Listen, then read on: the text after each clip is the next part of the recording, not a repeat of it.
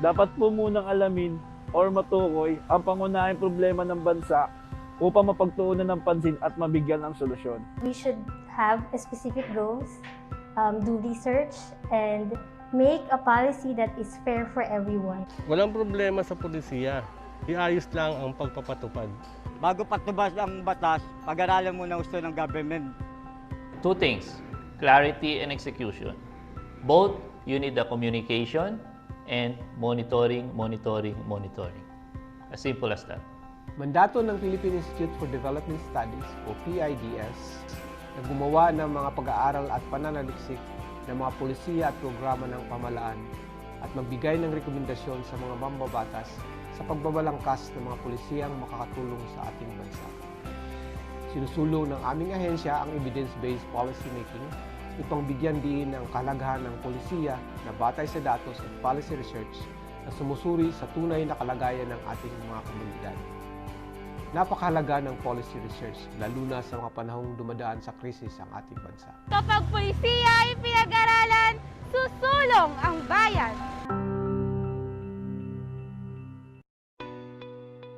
In need of references for your research? Do you want a digital library that you can access for free anytime and anywhere? You don't have to look far. SERPI is here for you. SERPI is an online database of socioeconomic materials produced by the Philippine Institute for Development Studies, government agencies, research and academic institutions, and international organizations based in the Philippines. It is the country's first online repository of socioeconomic information, created for policymakers and development practitioners, researchers, educators, and students. To access SERPI, just visit the PIDS website and click the SERPI widget under the Databases tab, or type serp-p.pids.gov.ph. SERPI has a wide variety of materials such as journal articles, books, research papers, working papers, policy notes, audiovisual materials, and more. As of 2022, SERPI has more than 60 partner institutions contributing knowledge resources to the database. SERPI provides a comprehensive coverage of references encompassing 22 research themes: labor and education, gender and development, poverty, technology and innovation, trade and industry, and many more. On the enhanced website of SERPI, you can filter your research by keyword or author, publication type, research theme, or year published, all at the same time. SERPI has more than 7,000 publications and audiovisual materials that you can access and download for free. What are you waiting for? Visit SERPI now. Socioeconomic Research Portal for the Philippines, innovating knowledge exchange and policy research.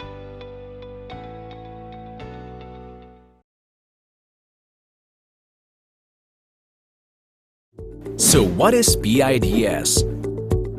For over 40 years, the Philippine Institute for Development Studies, or PIDS, has been the country's foremost socio-economic think tank.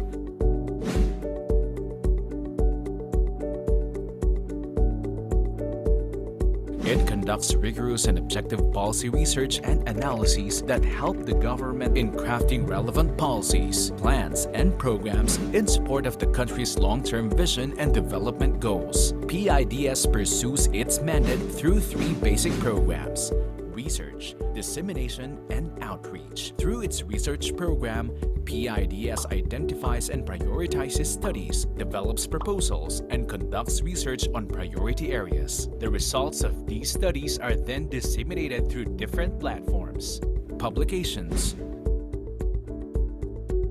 online resources,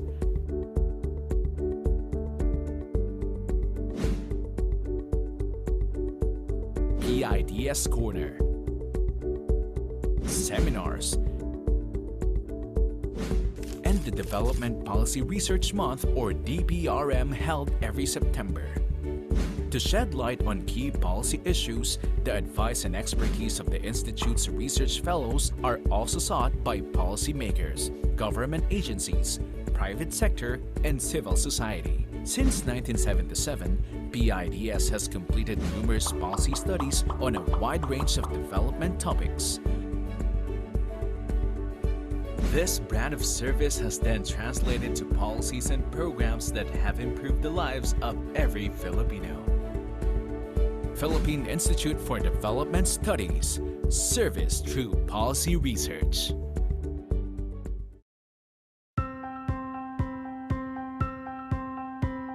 Dapat po munang alamin or matukoy ang pangunahing problema ng bansa upang mapagtuunan ng pansin at mabigyan ng solusyon. We should have specific goals, do research, and make a policy that is fair for everyone. Walang problema sa pulisiya. Iayos lang ang pagpapatupad. Bago patubas ang batas, pag-aralan muna gusto ng government. Two things, clarity and execution. Both, you need the communication and monitoring. As simple as that.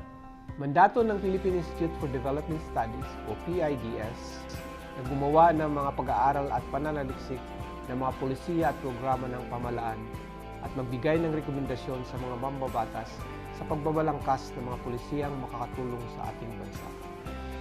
Sinusulong ng aming ahensya ang evidence-based policy making upang bigyan diin ang kahalagahan ng polisiya na batay sa datos at policy research na sumusuri sa tunay na kalagayan ng ating mga komunidad.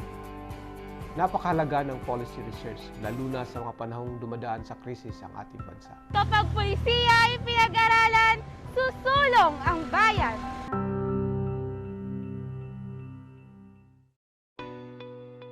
In need of references for your research?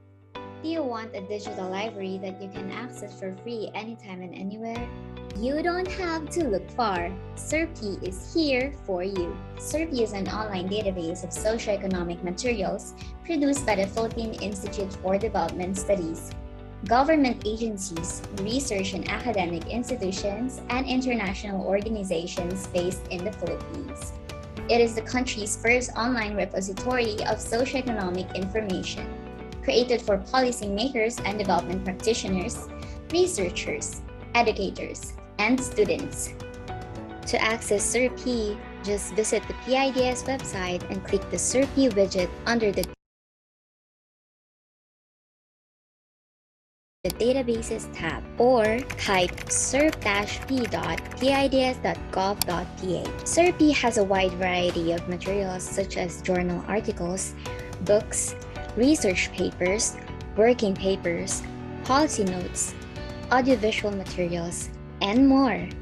As of 2022, SERPI has more than 60 partner institutions contributing knowledge resources to the database. SERPI provides a comprehensive coverage of references encompassing 22 research themes: labor and education, gender and development, poverty, technology and innovation, trade and industry, and many more. On the enhanced website of SERPI, you can filter your research by keyword or author, publication type, research theme, or year published, all at the same time. SERPI has more than 7,000 publications and audiovisual materials that you can access and download for free. What are you waiting for? Visit SERPI now. Socioeconomic research portal for the Philippines, innovating knowledge exchange and policy research. So what is PIDS? For over 40 years, the Philippine Institute for Development Studies, or PIDS, has been the country's foremost socio-economic think tank.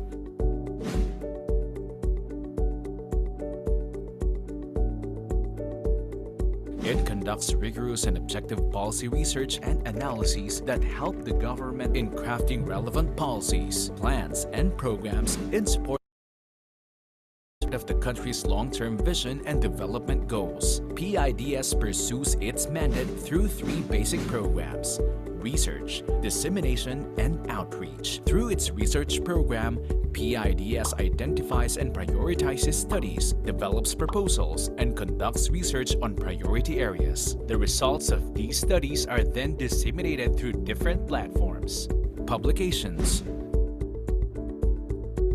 online resources,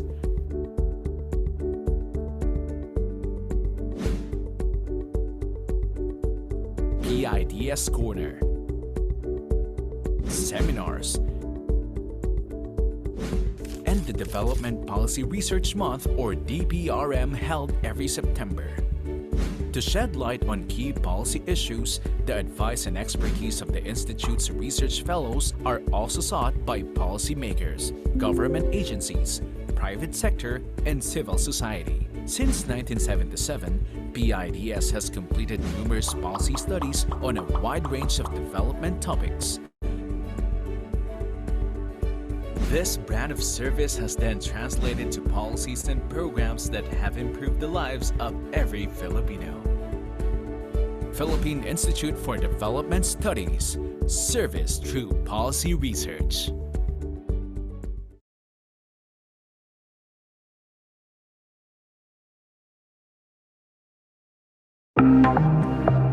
Welcome to the PIDS webinar series. Before we start our virtual event, we have some reminders. For attendees, your microphone is automatically muted upon entry. If you wish to join the discussion, click the Q&A icon, type your question, and click Send. For Facebook viewers, you may send your question using the comment section. Remember to keep your questions concise and direct to the point. We will screen all questions to ensure that they are relevant to the webinar topic and the presentation. The moderator will read the questions during the open forum and cover as many as possible depending on the available time. This webinar is being recorded and live streamed on the PIDS and SERPI Facebook pages. The recording will also be made publicly available on the PIDS YouTube channel. Thank you for joining us, and we look forward to your active participation.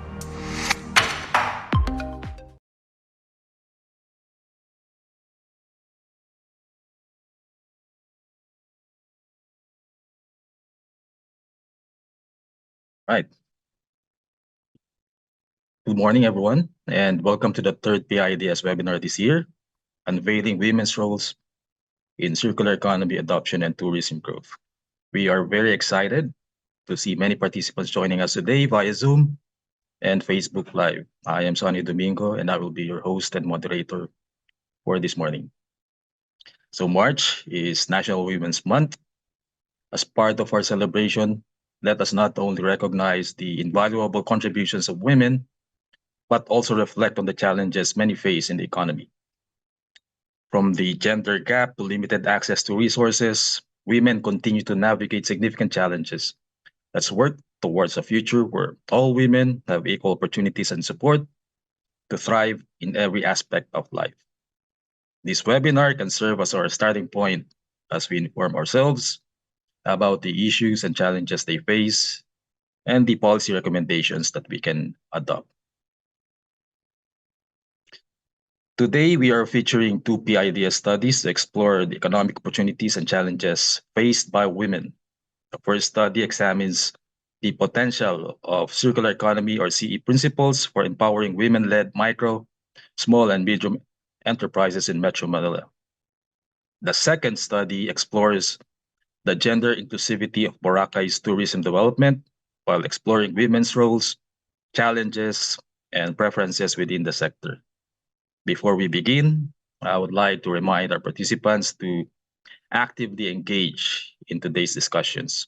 Feel free to ask questions, share your thoughts, and interact with our panelists. You can use the Q&A box here on Zoom or comment on Facebook Live.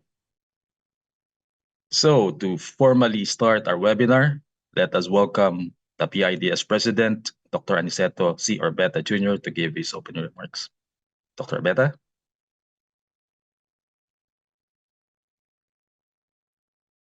Good morning to all participants here in Zoom and to those watching in PIDS and SERPI Facebook pages. Welcome to our public webinar titled Unveiling Women's Roles in Circular Economy Adoption and Tourism Growth. Before we formally start, I would like to acknowledge the following esteemed officials.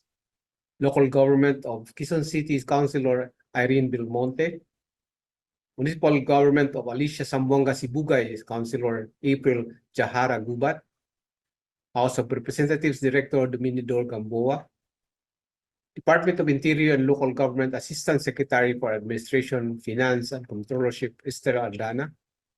Luzon State College Vice President for Academic Affairs, Severline Camposano. Central Luzon State University Vice President for Business Affairs, Karina Romualdo.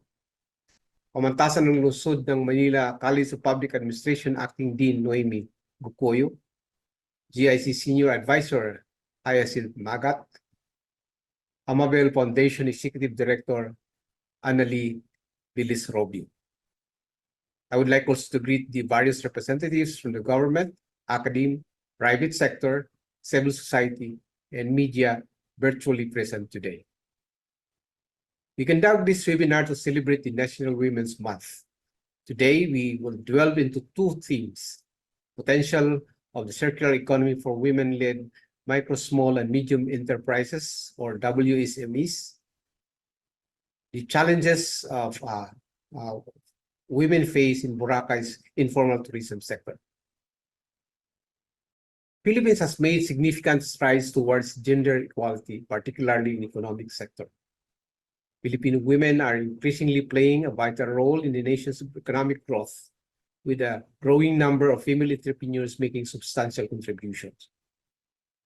According to the Philippine Statistics Authority's 2019 list of establishments, more than 1 million business enterprises operate in the country, with 99.5% MSMEs. Additionally, the Department of Trade and Industry recorded 630,688 business name registrations for the same year, with 55.8% owned or run by women. While these statistics highlight a significant presence of WMSMEs, these ventures often face distinct challenges. WMSMEs frequently exhibit lower awareness of circular economy or CE principles. This means a lack of circularity in their operations and other encompassing aspects like resource management, waste reduction, and eco-design. CE presents a transformative approach by redirecting material flows from linear take, make, dispose model to a closed-loop system. This shift is crucial for combating pollution, greenhouse emissions, and their detrimental environmental and health effects. CE adoption holds immense potential for WMSMEs. By embracing these principles, these businesses can contribute to a more sustainable future and unlock new economic opportunities. Our first study assessing the adoption of circular economy among women-led MSMEs in Metro Manila, a pilot study, delves into this aspect. This research sheds light into the current state of CE awareness and implementation among WMSMEs, particularly in Metro Manila. Shifting gears, the informal tourism sector presents a unique landscape. Women comprise a significant portion of this sector due to its flexible schedules and low entry barriers. Our second study, entitled Gendering the Informal Tourism Sector Towards Inclusive and Sustainable Growth, the case study of Boracay Island, explores the challenges faced by women in this domain, primarily focused on the tourist destination of Boracay Island. Informal tourism workers encounter various obstacles, including competition from unregistered vendors, seasonal demand fluctuations, and limitations imposed by designated tourist zones. Discrimination and sexual harassment further exacerbate these difficulties. Transitioning to the formal economy requires gender-specific data collection, offering targeted training programs, and conducting gender-sensitive workshops are crucial steps toward empowering women in the informal sector. This morning, we are honored to have one of the authors of the first study, former Chief Research Officer JOVITO Jose P. KATIGBAK from Foreign Service Institute of the Philippines Center for International Relations and Strategic Studies to present their research. EYLLA LAIRE M. Gutierrez presents the second study. She is the research manager at the Asian Institute of Management, Dr. Andrew L. Tan Center for Tourism. Later, she will be joined by her co-author, Jean T. Carlos, Project Development Officer of the PIDS Philippine APIC Study Center Network for the open forum. To offer the comments and insights, we have Department of Trade and Industry Bureau of Small and Medium Enterprise Development Director Ima C. ASUSANO, and Department of Tourism, Western Visayas Tourism Officer 2, Karen Joy C. SARGADO, as discussants. I am excited to hear the insightful presentations from our researchers and engage in a productive discussion. I encourage you active participation throughout the webinar. Thank you, and I now give the floor to the moderator. Thank you very much, Dr. Orbeta. So we are all excited to hear the presentations from our two studies. But first, let us ask a very quick poll question to know the views of our attendees today regarding gender and women in general. As mentioned earlier, our discussion today will delve into the economic issues and challenges faced by women, particularly in the informal sector and MSMEs. Now, our question is, what specific economic challenges do you think women face most often? Select all that apply from all these choices. Discrimination, sexual harassment, lack of skills and training, vulnerability to exploitation, limited opportunities, and work-life balance. So you have 5 items: discrimination, sexual harassment, lack of skills and training, vulnerability to exploitation, limited opportunities, work-life balance. For those joining via Zoom, kindly click the link provided on the chat box.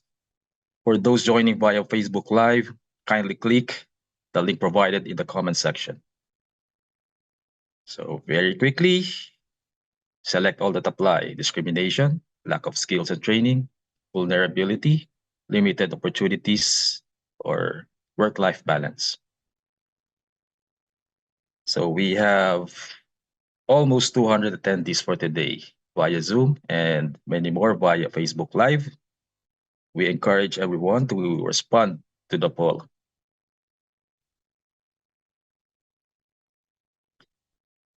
Okay, let's see what you chose as the most apparent challenges being faced by women in our society today.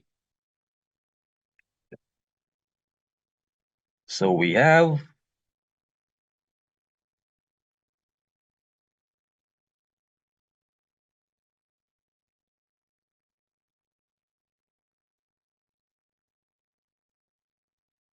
the following as our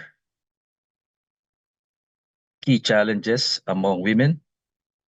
First one is discrimination or sexual harassment. Second is work-life balance. Third, limited opportunities. Fourth, vulnerability to exploitation. And last one, lack of skills and training. Although we have the ranking, most of you actually selected all 5. So we all know the difficulties being faced by women today, not only in terms of their roles in our society, but also in their participation within the economy. Okay, so let's move to our first study. The first study, titled Assessing the Adoption of Circular Economy Among Women-Led MSMEs in Metro Manila, pilot study, is authored by Foreign Service Institute of the Philippines, Center for International Relations and Strategic Studies, former Chief Research Officer, JOVITO Jose KATIGBAK, and Senior Foreign Affairs Research Specialist, JEMIMAH JOANNE VILLARUEL. The study examines the potential of circular economy, principles for empowering women MSMEs in Metro Manila, while contributing to sustainable development. The study reveals that most women MSMEs that practice traditional methods of resource utilization and waste management have low awareness of CE principles and face a lack of demand for circular goods or services. The authors suggest implementing a multi-level approach with advocacy, training, incentives, and national frameworks for support to women MSMEs in adopting circular economy principles. We are honored today to have JOVITO as presenter for this study. Mr. JOVITO KATIGBAK is former Chief Research Officer of the Center for International Relations and Strategic Studies, CIRSS, of the Philippine Foreign Service Institute. He undertakes policy-oriented research and analysis of trade and development-related matters, international relations, and the economy. He has published articles on ASEAN integration, Philippine trade policy, e-commerce, women, MSMEs, and sustainable development, among others. JOVITO has a degree on Masters of Arts in Development Policy from De La Salle University. He took his undergraduate studies at the De La Salle St. Benilde on Consular and Diplomatic Affairs and graduated magna cum laude. He has participated in various local and international conferences and seminars and teaches part-time at DLSU and DLS-CSB. You may now take the floor, JOVITO. Good day, everyone, and I'm very much privileged to be part of today's webinar on Unveiling Women's Roles in Circular Economy Adoption and Tourism Growth, organized by the Philippine Institute for Development Studies. My name is JOVITO KATIGBAK, and on behalf of Ms. JEMIMAH JOANNE VILLARUEL, I'm here to share with you the findings of our study entitled Assessing the Adoption of Circular Economy among Women-Led MSMEs, or Micro, Small, and Medium-Sized Enterprises in Metro Manila, a pilot study. This was funded by the Philippine Institute for Development Studies through the Philippine APEC Studies Center Network. It was conducted in 2023, and I'm very much excited to share with everyone today primary findings which might be useful for our policymakers as well as our women-led MSMEs. This is the outline of my presentation for today. A little bit of introduction about the objectives of our study, the research questions that drove us to do this study, and then I'm going to jump onto the relevant literature, background discussion on the concept of circular economy, benefits of circular economy, the drivers and the barriers to circular economy adoption, policy and legal frameworks in the Philippines, and cases and evidence regarding circular economy adoption. Of course, it's important also for me to talk about, albeit briefly, the conceptual framework of the study as well as the methodology. And the fifth part will then focus on the results and our analysis on the data that we have gathered using survey questionnaire involving a specific number of women-led MSMEs. And of course, we have to highlight what are the policy options and considerations for Philippine government, specifically concerned government agencies. So, as a bit of an introduction, I think the primary point that I want to make is that circular economy is a concept that has been there, that has been floated around since the late 1990s? No, sorry, since the late 1900s. 1970s, 1980s. Circular economy is an approach that has been promoted, but it has yet to pick up steam, and only recently that we see momentum across different circles at the national, regional, and global level. As a matter of fact, at the regional level, when we look at the APEC initiatives or the Asia Pacific Economic Cooperation Forum initiatives, we see that there's a recognition that circular economy is the way to go. And this is being mainstreamed specifically in the context of sustainable development. Because the primary objective of the circular economy is to promote sustainable consumption and production. Globally, this is mainly linked with the SDG 2030, specifically the goal of promoting sustainable consumption and production. There were several frameworks and documents that were already launched in APEC that try to somehow promote circular economy adoption among economies. More recently, when Thailand became the host of APEC, it tried to advance the Bangkok goals on biocircular green economy, which embodies the similar objectives, principles, and approaches, mainly linked with the circular economy. Okay. Much closer to home, the Association of Southeast Asian Nations have already came up with the framework for circular economy for the ASEAN Economic Community, and they have launched a platform, specifically the Circular Economy Stakeholder Platform, to bring together different actors or relevant stakeholders and discuss, identify ways forward in promoting circular economy. As of the moment, they are developing a work program to support the implementation of the framework. Okay? At the local level, circular economy is something that the current administration, meaning the Marcos Jr. administration, is attempting to mainstream, okay, mainly because the Philippines produces at least 61,000 million metric tons of waste daily, on a daily basis, with plastic waste comprising around 24% of that figure. Okay? Of the 24% plastic wastes that we produce every day, only 28% are recycled, while the remaining percentages or the remaining plastic wastes are discarded to landfills or to seas, to other open areas, which are detrimental not only to our health, but also have negative impacts on food security and other socio-cultural or socio-economic aspects of our daily lives.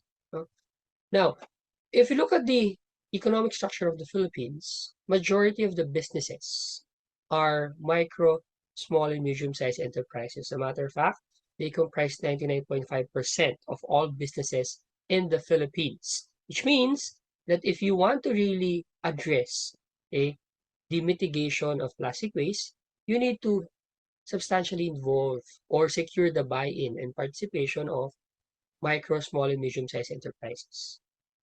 If you look closer, it's not surprising because you will see that around 60% of business and registrations, new and renewal, in the 2019 detailed list of establishments reflect that they are women-owned or women-run enterprises, which means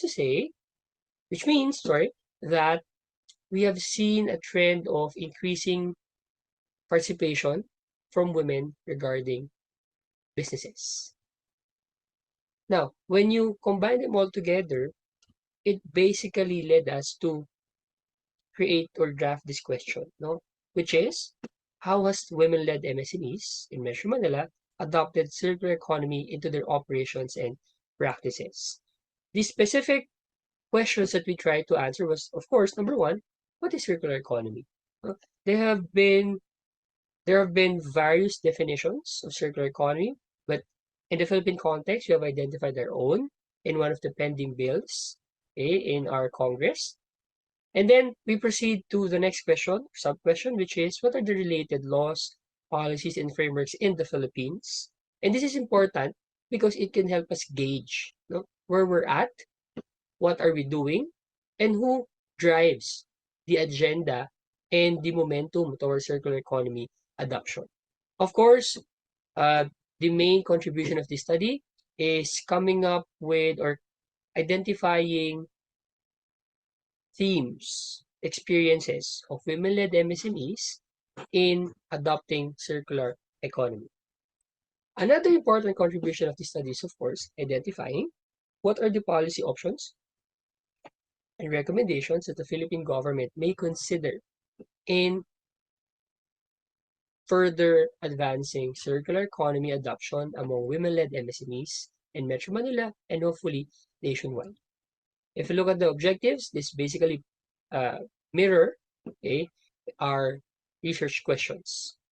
Let us now proceed to the concept of circular economy.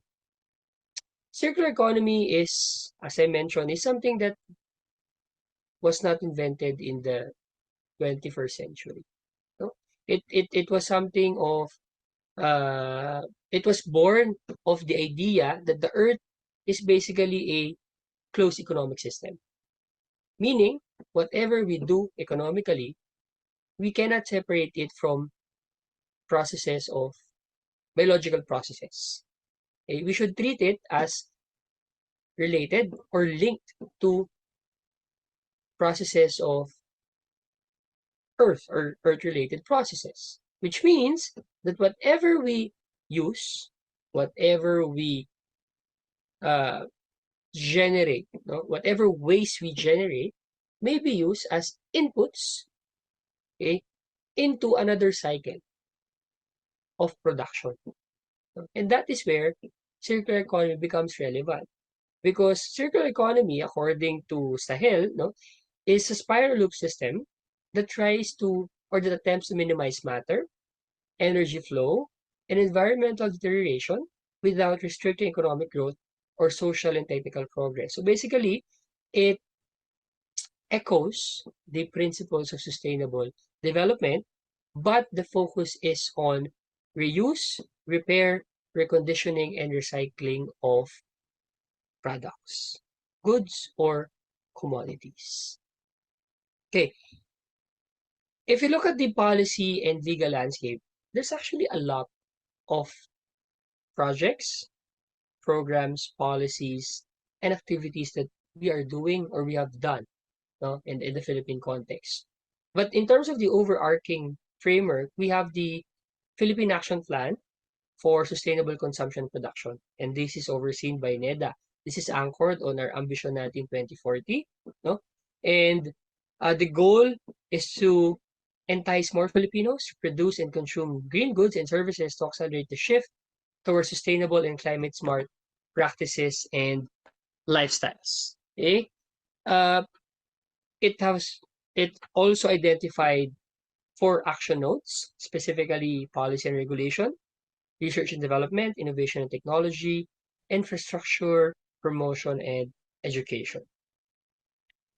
When you read our study, no, I hope you have the time, we have actually grouped, no, the different initiatives in at least 6, okay? 6 categories. We call them policy intervention, no, areas. And it's encouraging because when we did a scan, no, an environmental scan of the different initiatives relating to circular economy in the Philippines, it's not something that is within the scope of the government. As a matter of fact, civil society organizations, private sector, no, and even development partners have participated in the promotion of CE. Okay? This is the conceptual framework of our study, but I'll skip this because in the interest of time, and you can review this in our paper that is accessible online. No?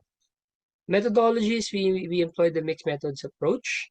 We gather data from women-led MSMEs. We asked them several questions, and mainly we disseminated the forms through both online and offline means, but we receive mainly online responses through Google Forms.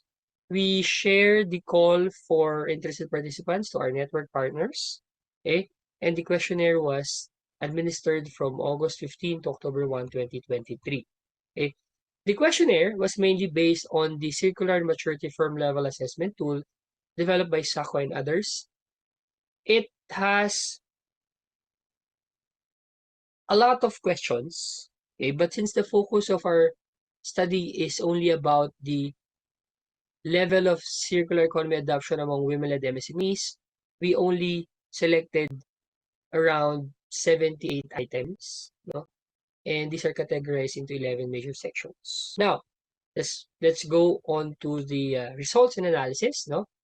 The profile of our respondents, we were able to interview or at least survey majority micro enterprises, no? As a matter of fact, 93.1% comprised the survey, while the remaining 3.4% are small and medium firms, and they were identified according to the PSA definition. No?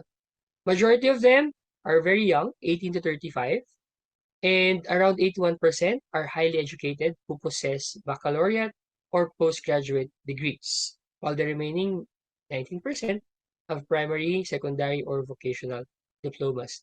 The main products or services of the respondents are related to food, okay, clothing, and it's interesting because we see that a lot of the respondents or some of the respondents are into selling of photo cards, no, K-pop items, merch, albums.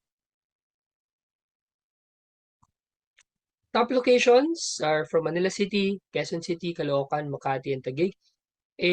We're not able to get any respondent from several cities, no, San Juan City, Navotas City, Patero City, and Valenzuela City. Majority of the firms cater to directly to consumers, while the remaining 12.1% transact with other businesses. Okay? Of the target, at least 200 participants, only 58 responded.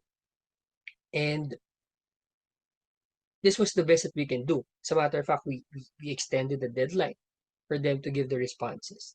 Okay? Now, the second category that we focus our question on is about their awareness of C principles. And this is important because through our study, we found that majority, at least 32.8%, have never heard of circular economy before. They have no idea of what it is, and they have no intent of knowing what it is. 36.2% have said that, we have a basic understanding, but we would like to learn more. We'd like to learn more.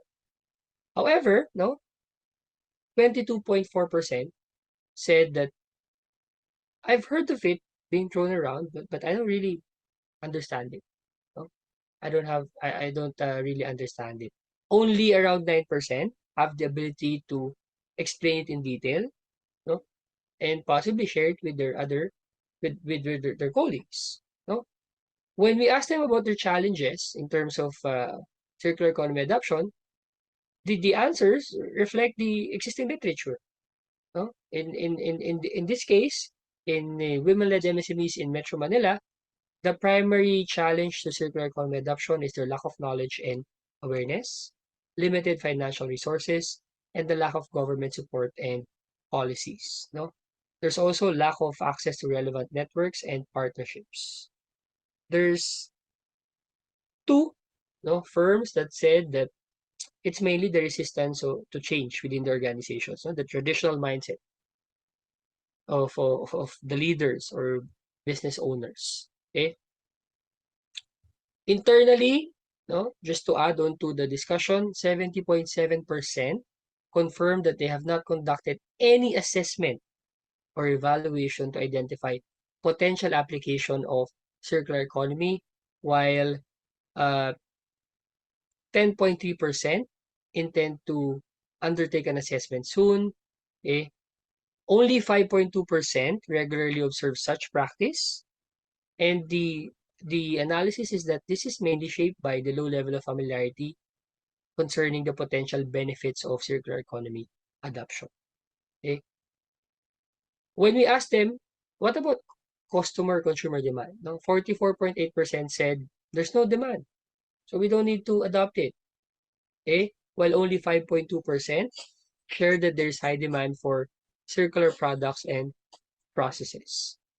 When we asked them about their familiarity with benefits of circular economy, 39.7% said we're not familiar at all about the gains to be reaped from adopting circular economy, while equally, 25.9% said we're somewhat familiar, but we're really uncertain of the benefits for my business, while the other side would say we're familiar, but I need more guidance to identify specific benefits. Regarding government programs, 65.5% shared that they're not aware of any government initiatives related to circular economy. And we're not saying that there are no programs. There's several programs. There's actually, I think, a lot of programs, but the level of awareness is very low. And this is a key point in terms of our policy recommendation or policy option. No? 32.8% said, I've heard it, no, but I don't really have detailed knowledge. Okay? When we asked them, have you received any government support? 43.1% said, I haven't received any government support. And 27.6% said, government guidance is poor. Okay? No respondent characterized government support as excellent. In terms of the level of circularity, no, or the actual adoption of circular economy principles and practices, 39.7% said the principles related to circular economy doesn't actually align with their business strategy and vision. And this is important because if there's misalignment or lack of alignment, no, between business strategy and circular economy principles, then there's less reason or motivation for businesses to adopt it. Because as I mentioned, no, there's associated costs to the transition. Okay? 31.31% said there's limited alignment, while 24.1% there's some alignment, but there's room for improvement. Okay? This lack of alignment basically results in the absence of circular economy components in the strategy of many firms, as well as the absence of knowledge-sharing platforms and activities between and across firms. Okay? Again, another question that we asked them is that how important is C adoption for your business sustainability and success? Okay? 44.8% said it is important, but other priorities may take precedence. Okay? 31% said it is somewhat important, but not a high priority. While 13.8% said it is extremely important and it is a top priority for business strategy, and the remaining 10%, it is not important and it does not align with business goals. I think the positive thing that we can take from it is that they recognize that it is important, no? But it's a matter of how do we put them at the top, no, of the priority list. Okay? Next, in terms of the post-sale services, no, related to circular economy, 60.3% said it's not applicable, mainly because their products or goods may not need maintenance, no, or may not need post-sale services. Results are also discouraging, no, in resource recovery, meaning when you talk about liquid, solid, and gaseous waste that should be recovered, no? And 92.3% of the respondents directly dispose their liquid waste, 90.4% discard their gaseous waste, and 75.8% dispose their solid waste, meaning majority of the wastes are not put back into the production cycle, which means it's a linear approach. It's not a circular approach. Just to add, and I'm nearing the end of the presentation, an overwhelming number of MSMEs, women-led MSMEs, do not use renewable energy sources, and a much higher number of firms implement material consumption management strategies. Around 69.3% is somewhat aware with local recycling and waste management facilities. Okay? And majority of the women-led MSMEs that we surveyed, specifically 67.2%, have little to no knowledge, experience, or application of eco-design, circular design practices. As I mentioned, existing literature have shared or have posited that if you really want businesses to adopt eco-design, it should come from consumer demand. It should be driven by consumers. And there's less of it in the Philippine context. Okay? 91.4% also revealed that they are neither familiar nor have patents related to circular economy. Okay? Another category of our survey pertain to partnerships and collaborations. Okay? And when we asked them, majority said, no, 87.3% were not involved in any industrial cluster. Okay? 9.1% said we're not familiar, and the remaining, yes, we're part. No? But it's that's a very small number. Okay? Majority are also not active in collaborating with external partners because they claim that companies still operate in silos. Okay. Now, to conclude our presentation, we have seen that there's a lot of existing initiatives, okay, but they tend to be piecemeal, ad hoc, reactive to the flavor of the times. The current pronouncement of President Ferdinand Marcos Jr. himself during his 2023 State of the Nation address raises optimism that we're nearing the possible formulation and adoption of a circular economy national framework, because even the Philippine Development Plan cites a promotion of circular economy as essential in achieving improved environmental quality under the strategy framework to establish livable communities. No, of course, the DNR and NEDA will play important roles, but the private sector, external partners, and civil society organizations should also contribute to mainstreaming circular economy to their various policy interventions. Nevertheless, our study found that there is still low level of awareness regarding circular economy principles among women-led MSMEs in Metro Manila. This low level of awareness translates to low level of circularity across various areas, which I just discussed a while ago. MSMEs, women-led MSMEs, to be specific, also tend to work in isolation and shun collaboration and partnerships.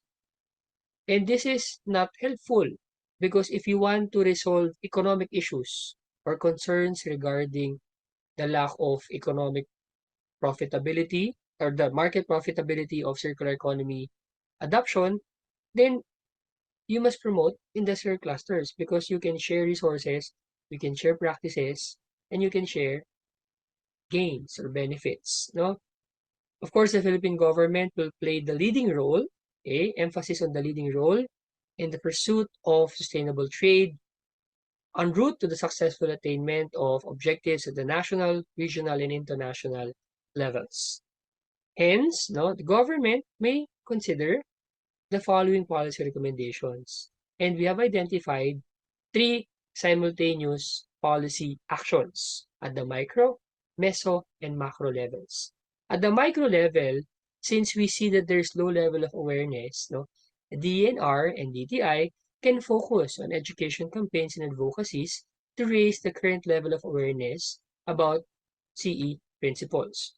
There are already existing programs for WMSMEs by private sector, by development partners, and they may build on it. They may build on it. The PTTC or the Philippine Trade Training Center may be tasked to develop courses or modules on CEs intended for women-led MSMEs. In order to encourage women-led businesses to uptake or to adopt circular economy, incentives and business support schemes may be provided. Another way is for the DNR or DOST to issue awards and certifications recognizing sustainable business practices to at least, entice or elicit greater adoption among MSMEs. And of course, you have social media platforms, you have digital technologies. You may use this to increase awareness among the public, wider MSMEs, and even the informal sector. Now, at the meso level, we are advocating for the incorporation of a smart regulation approach. When you say smart regulation, the idea is that the government should conduct regular check-ins, no, or consultations with businesses, commercial or non-commercial third parties, and other relevant stakeholders. Regulations should also be less burdensome because this is one of the primary barriers actually to circular economy adoption. Okay? There's also existing models which may be used as foundations for expansion. For example, you have the Eco Town Scale-Up Project, the Zero Waste to Nature ambition by Palms, if I'm not mistaken, and the Eco Brick projects. These may serve as models, no, in promoting partnerships and collaborations, and this may also be used as I mentioned, foundations for the creation or the establishment of eco parks, okay, to facilitate sharing of CE-related facilities, technologies, and technical know-how between and among MSMEs, the wider MSMEs. Now, in terms of micro, no, at the city, local, and national level, it is important to come up with a national framework on circular economy to harmonize existing dispersed initiatives and programs. No? Several bills have already been filed, and it is our hope that sooner than later, we're going to see the implementation of an act promoting or at least mandating the creation of a circular economy framework. No? Why? Because if you have this, then it may effectively group related initiatives and promote better coordination between and among actors. Okay? It is also crucial for the government to determine what is the most beneficial time frame for a national plan. Is it 5 years? Is it 6 years? 10 years? No? This is important because circular economy is something that is not static. This is dynamic, meaning it changes depending on the different factors, domestic or external environment. Hence, you need to have a strategy that is agile, no, and can account for, as I mentioned, the different unforeseen changes. Okay? And the last is, of course, if you really want to know or accurately identify where we're at, then you need to have an effective monitoring framework. And if you want to have an effective monitoring framework, you need to identify what are the specific indicators to measure. No? What are you looking at? No? This is where the proposed National Natural Capital Accounting or Environment and National Resource Accounting and Assessment Plan may play vital roles. Okay? You cannot make or come up with policies based on unsound data. You cannot intervene what you cannot measure. Okay? And so just to wrap up my presentation, I know I'm over time, no? But in the spirit of Women's Month, no, I think the final point that I'd like to make is that it's not enough to give women a seat at the table. No? You have to give them a platform to speak. You have to listen to them. And you have to recognize or acknowledge that women are not an homogeneous group. No? Women-led MSMEs, for that matter, are not same. When you come up with policies, they should be tailor-made. Because as much as we want to promote women's development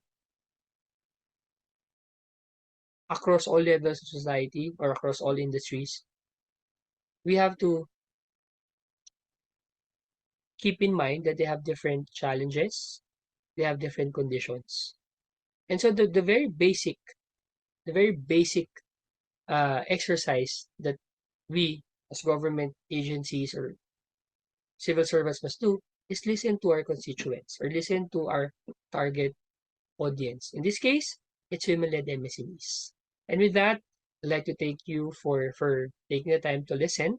I cannot be there for the open forum, but I look forward to the comments of the discussants. And if you're interested to learn more about our study, it's accessible online, or you can send an email.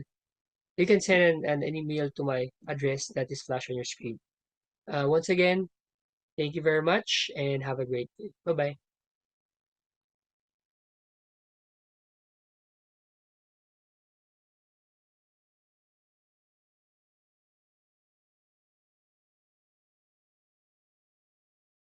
Excellent presentation, JOVITO. We can talk more about your presentation later on during the open forum. So again, for any questions, please use the Q&A box for Zoom participants. And for our Facebook Live participants, you can look at the comment section.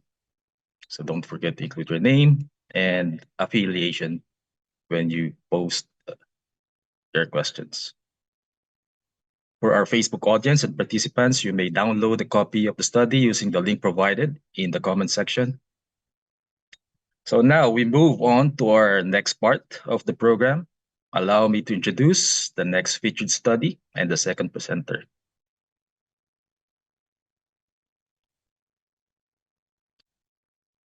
Okay, so we have three authors. The second study, Gendering the Informal Tourism Sector Towards Inclusive and Sustainable Growth, the case study of Boracay Island, is by PIDS Philippine APEC Center Network Project Development Officer Jean Clarice Carlos, Central Luzon State University College of Home Science and Industry, former Assistant Professor Mary Jael Bautista, and Asian Institute of Management, Dr. Andrew Tan Center for Tourism Research Manager, EYLLA LAIRE Gutierrez. They explored the gender inclusivity of Boracay's tourism development. The study investigates women's roles, challenges, and preferences within the sector. It revealed that despite opportunities for formalization, many women choose the informal sector due to educational limitations and a preference for flexible work arrangements. The study highlights the need for policies that support and empower women, considering their challenges and choices. We are glad to have with us today Ms. EYLLA, one of the authors of the study, to discuss their findings and recommendations. EYLLA is a development consultant and research manager at the Asian Institute of Management's Dr. Andrew Tan Center for Tourism. She also serves as a fellow of the Ryochi Sasakawa Young Leaders Fellowship Japan. She previously served as the Gender and Sustainable Tourism Consultant of the Philippine Center for Environment Protection and Sustainable Development, Incorporated, Senior Consultant at Warwick and Rogers, and as the Sustainable Tourism Specialist of the Masungi Geo-Reserve Foundation, Incorporated. EYLLA has been engaged in several commissioned research in partnership with the University of Auckland, CAS, the Department of Tourism, and the Philippine APEC Study Center Network. She has completed her Master's in Development Policy under CAS and BA in International Studies, major in European Studies at the De La Salle University, where she graduated magna cum laude. She is currently taking up Doctor of Philosophy degree in Asia Pacific Studies at the Ritz-Macon Asia Pacific University, Japan. Her research interests include sustainability, community development, gender studies, and tourism management. So thank you for joining us today, EYLLA. You may now take the virtual floor.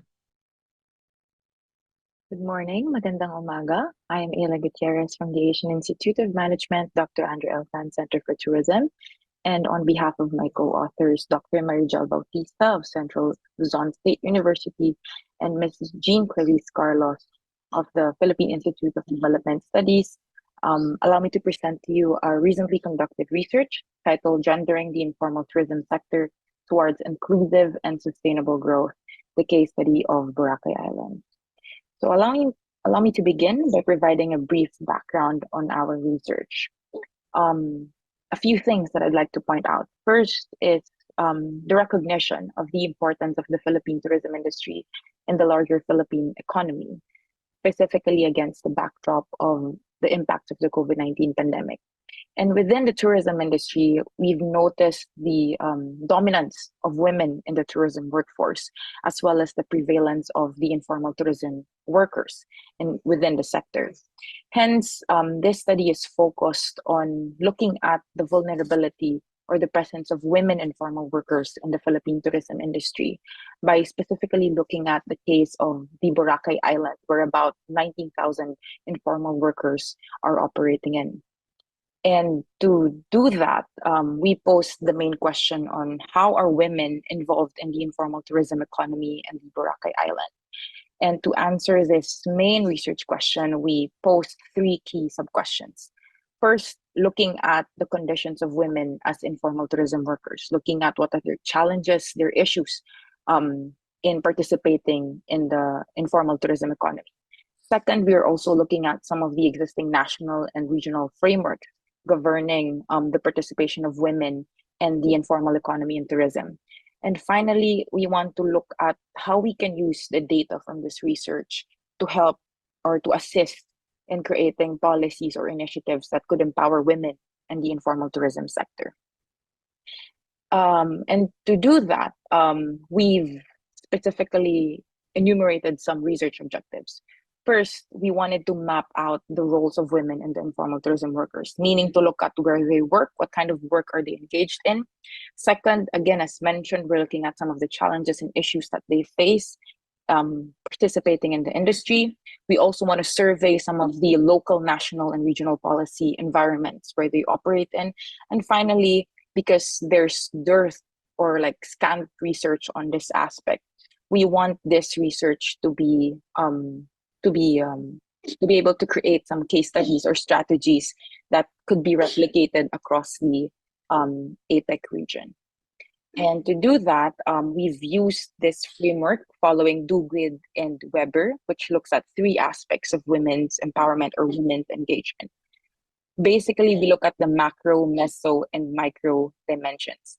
That is, we look at first at the macro level, how do women participate outside within their communities and societies. At the meso level, we look at how women engage with other women within their communities. And finally, also, we look at the micro dimension or at the individual level, how are their experiences is actually represented in the sector. And we operationalize it or adopted it within our study by looking at the macro level. We look at some of the policies, the initiatives, and frameworks that govern their participation. From here, we consult national government agencies to look at the overall or general framework of women's involvement. In terms of the meso level, we tried to look at some of women's engagement at the local level, meaning we tapped into the resources of the local government unit governing Malay and Boracay Island.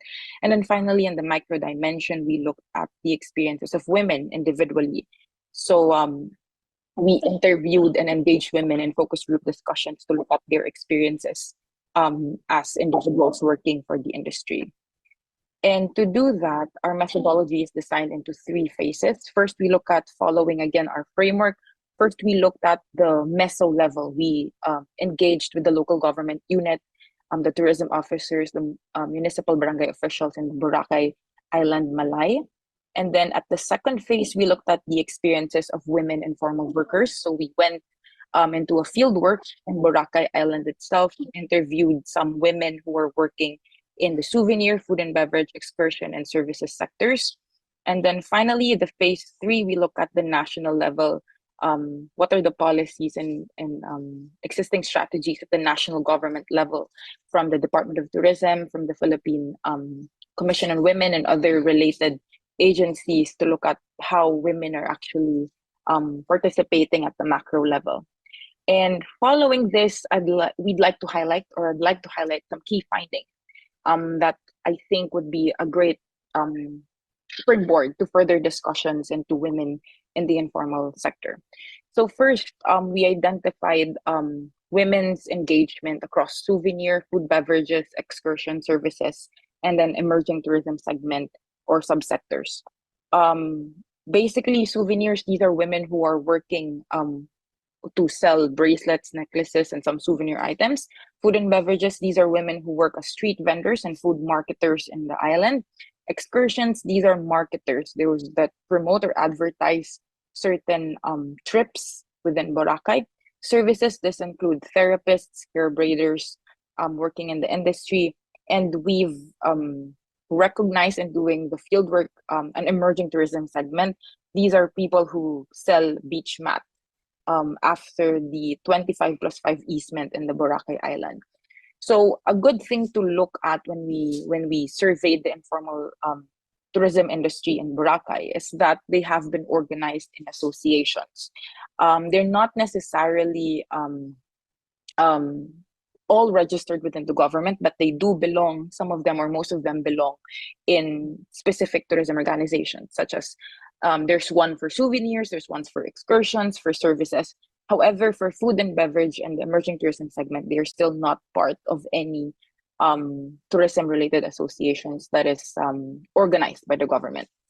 And as you can see here, there's also a range of income. They could be daily wage, commission-based. Most of them are highly dependent on the seasonality of tourism activities in the island. Now let's look at first some of the challenges and issues they face. Across all women workers in all subsectors that we've looked at, most of the issues that they face relate to the seasonality of demand for tourism activities, because we know that tourism in the island is very seasonal. So basically, that's one of the main challenges that they face. Another common characteristic or issue that they face is in terms of their competition with other informal workers and also with formal tourism establishments. And some issues of sexual harassment or gender-based treatment has been more observed in the services sector and meaning for massage therapists and hair braiders, and in the emerging tourism segment, who are the beach mat vendors. Now, in terms of their relationship with the government, since food and beverage and the emerging tourism segment are not organized in associations, they have little to no interaction with the government. However, for the souvenir, excursion, and services subsectors, they did mention that government's programs and campaigns have been at least helpful for them, and they have a working relationship with the local government and the national government in that sense. In relation to that, looking at their relationship with their own associations, again, excluding the food and beverage and the beach mat vendors who are not part of any organizations, generally, the other subsectors are generally satisfied with their membership. Some of the benefits that they did mention include their representation with the government, include some benefits in terms of when there's funding from the government, they do receive that, and some level of organization within the informal workers themselves. And now when we ask them about their perception of the formal economy, across all sectors, they did express some desire or some level of desire to be included in the formal economy, specifically for the purposes of having employee benefits and some level of security in terms of economic involvement. So what we can presume is that across all of these sectors, all the women informal workers have some level of desire to be integrated into the formal tourism economy for some way or another. And given the limited time that we have, there's still obviously a lot of nuances that we want to talk about. Let me go through some of the key recommendations or key aspects that we want to promote in this research. First, in terms of the macro level, looking at the region, the more macro aspect of women's involvement, some of the key recommendations that were proposed by our key informants as well include education and training and capacity building. They did mention aspects of, for example, financial literacy for women that still needs to be created, because these informal workers, they earn a lot of money, but then these are seasonal. So financial literacy is one of the key aspects that they hope would be provided by the government. Second, in terms of capacity building, they did have a sense of wanting to be employed in Boracay Island, so that people from other parts of Calibo or from other parts of the island, they wanted to benefit themselves from the tourism activities. So that's what they wanted to focus on. So that comes with the establishment of Malay colleges to create an homegrown tourism employees to supply in the demands for employment in the Boracay Island.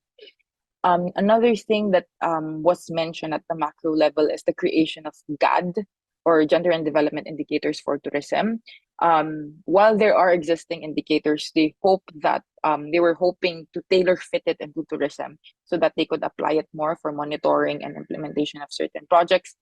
And again, they highlighted the importance of community organizing and the involvement of the academe in making sure that these mechanisms are in place to capacitate more women to be integrated into the formal tourism economy. Now, when we look at some of the challenges and issues that women face in the informal economy or at the meso level, of course, one of the key things that they mentioned is the presence still of sexual harassment. So one of the key recommendations that were proposed in the study is the creation of a grievance committee wherein these women could feel comfortable in actually reporting these kinds of cases with the authority. And of course, part and parcel of this is the involvement of the private sector to help ensure that women are actually protected despite them being in the informal economy. And finally, in terms of their involvement as women, as individuals, again, similar at the macro level, they did cite the need for more empowerment training and gender sensitivity training. Again, this is not just for women, but for men as well. And of course, the creation of safety nets, even if given the seasonality of tourism activities in Boracay.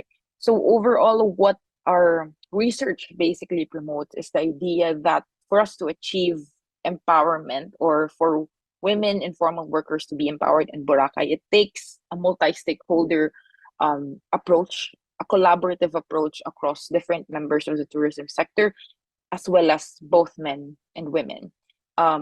It takes two to tango, basically. So a more collaborative approach is definitely important, and a multi-stakeholder approach is critical in ensuring this.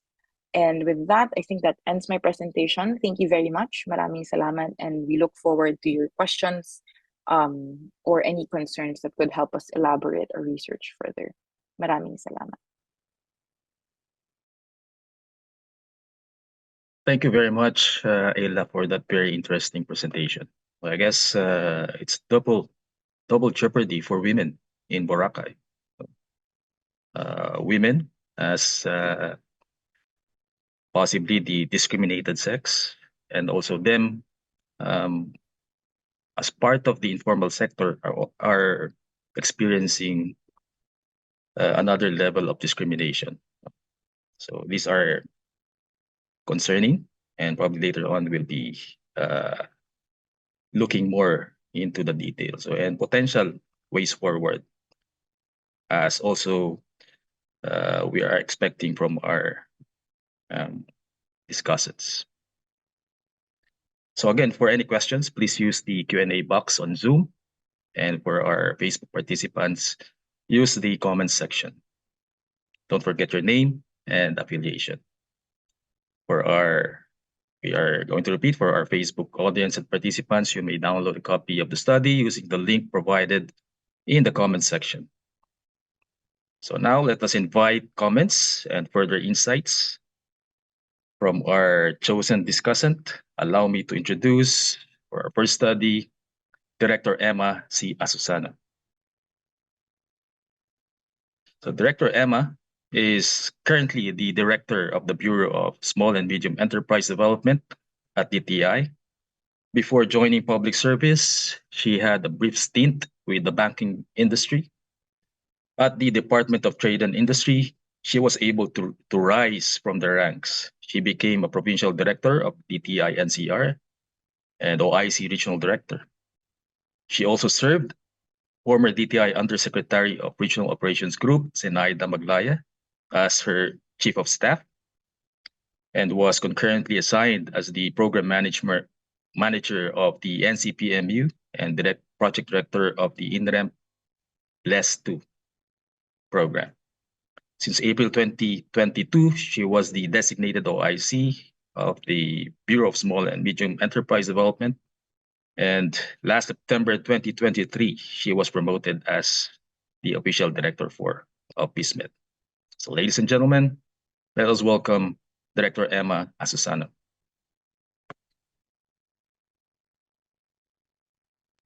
Thank you, Mr. Sonny. Kalang. Ito yung mahirap pagka ano. All right. Yeah. Starting the video. So thank you for that introduction. And so good morning, everyone. Sa ating mga organizers from the Philippine Institute for Development Studies, special kay President Dr. Aniceto Orbeta Jr. Magandang umaga po, sir. Our fellow discussants, our esteemed guests, and online participants. I am pleased to serve as your discussant for the first study. And I think this is a timely opportunity to engage with such important research focusing on two appreciable subjects, pivotal as we secure a promising socio-economic transformation. So let me congratulate first our authors, Mr. KATIGBAK and Ms. Villaruel, for the effort and for finding insightful mga recommendations, findings, analysis nila as far as adoption of circular economy by the women entrepreneurs, specifically in Metro Manila. Now, just for lang natin, I just want to inform everyone. We have the Micro, Small, and Medium Enterprise Development Council. Meron po tayo talagang official definition ng women-owned businesses at women-led businesses. Okay, so for those who might want to use this for as benchmark or springboard for other researches nila, just info lang po, ang women-owned businesses, sabi natin, are businesses where at least 51% ng kumpanya ay owned by a woman or women. So kung single proprietorship, definitely isang babae siya, di ba? Kung partnership or corporation, at least 51% ay mga kababaihan. As compared to women-led businesses. So meron tayong distinction between women-owned and women-led. So pagdating naman sa women-led, sabi natin, these are businesses where at least 20% ay owned by a woman or women. Tapos meron pa ho siyang, and at least one woman is acting as the CEO or Chief Executive Officer or Chief Operating Officer ng kumpanya or even President or Vice President. So that's an and. Siya ay acting in any capacity as one of the key decision makers dito sa kumpanya, di ba?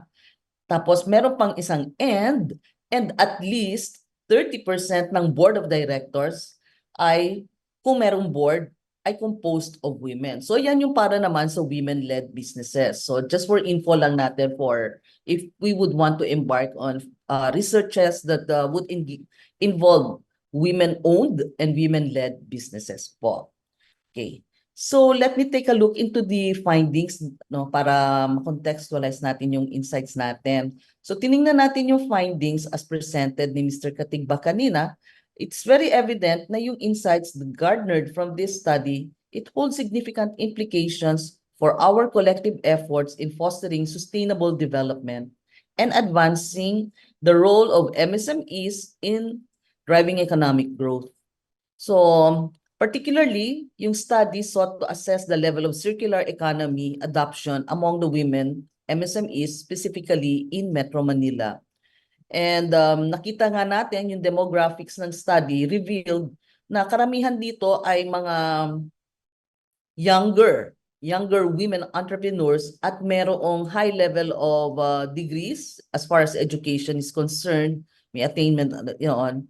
And then they represent a diverse range of sectors with products such as food, clothing, and printing services. Well, this runs parallel din naman dun sa natin sa statistics ng PSA. Ano-ano yung mga dyan. Number one, of course, would be wholesale retail. Tapos yung those, meron siya kasama din yung mga wholesale retail, kasama yung accreditation at mga repair shops, and manufacturing. So kung ito karamihan ay nasa wholesale retail, engaged in food, clothing, and printing, printing service is a service, okay? So tapos nakita natin nga na meron pang mga K-pop items na kasama ang mga binebenta ng ating mga respondents. So that must mean that there is really an indicative demand for certain products ng pang K-pop identifying oneself with K-pop culture ngayon. Okay. So yung study also highlighted the significant role ng e-commerce, especially during the pandemic, in enabling women-led MSMEs to reach a wider audience and conduct business more efficiently. So it showcased their adaptability in navigating the changes in the market. So this underscores the importance also of digital platforms in facilitating the integration of circular economy principles into business operations. So yung key findings natin and implications, nakita naman natin dito that most of the respondents natin exhibited varying levels of understanding of CE principles, and hindi lang varying, kung hindi talagang majority yung level of awareness, wala pa tayo doon. Right? Nakita naman natin sa findings na pinresent ni Mr. KATIGBAK earlier. And we were looking into yung factors hindering CE participation. It varies by sector and probably by the size of the enterprise itself. Okay, so despite recognizing the importance of CE for business sustainability, a notable misalignment was identified between business strategies and CE principles among surveyed enterprises. Addressing these barriers is crucial for encouraging our women-led MSMEs to transition to circular business models. So we commend the well-structured conceptual framework of the study. Nakita natin yung and then for details, sabi nga, meron tayong link provided kanina dyan sa chat box if you want to look into how the researchers, the authors, went through yung review ng lit niya, mga policies that are present already. Madami pong policies, but the awareness level is very, very nil for some. Or yun nga yung EPR, yung Solid Waste Management Act, which I also used in one of my presentation material way back for as a country paper. Sabi ko, napakaluma na niya. Tapos kung hanggang ngayon, parang wala pa ako nakikita ding changes, which also probably could lead into ang parang hindi natin masyadong nakukomply. Kasi di ba, makikita natin yung no segregation, no collection policy ng iba't ibang mga LGUs. But sometimes, pag titingnan natin yung kabuuan ng pag-implement noong Solid Waste Management Act, from the segregation sa mga households or sa mga business units or offices or any organization for that matter, up to collection, up to hanggang uli ma-recycle sana. Hindi nangyayari na dire-diretsong ganon. So people would rather buy rather than recycle or clean up and recycle. So there is a misalignment din doon sa implementation natin yan. So yung framework na ginamit ni na Mr. KATIGBAK and Ms. Villaruel provided depth and strong foundation for interpreting the findings. So they comprehensively considered various imperative variables capturing the complexities of CE adoption, ranging from mindset changes to high investment levels.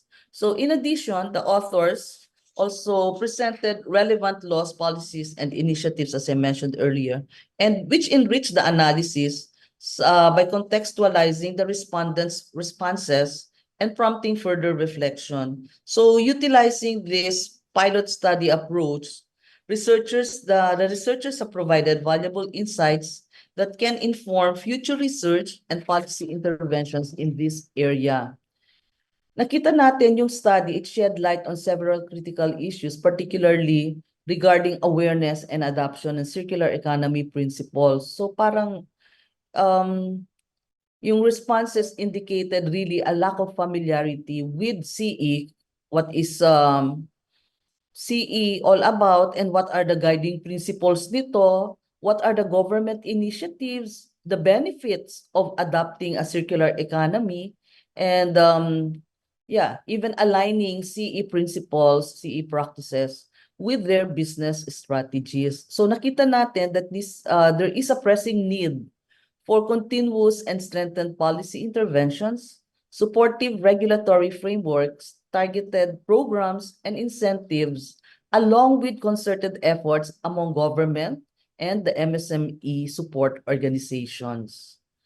So, pinakita marami na tayong mga laws. So, Philippines has embraced the CE revolution and to fulfill the objectives of the laws, even the Philippine Development Plan, our MSME Development Plan, and the National Climate Change Action Plan, along with various initiatives, policies that were outlined in the research, emphasize a whole of society approach to facilitate transition to a low carbon economy, because that is what we wanted to happen, adapting to circular economy rather than, using a linear type of business model.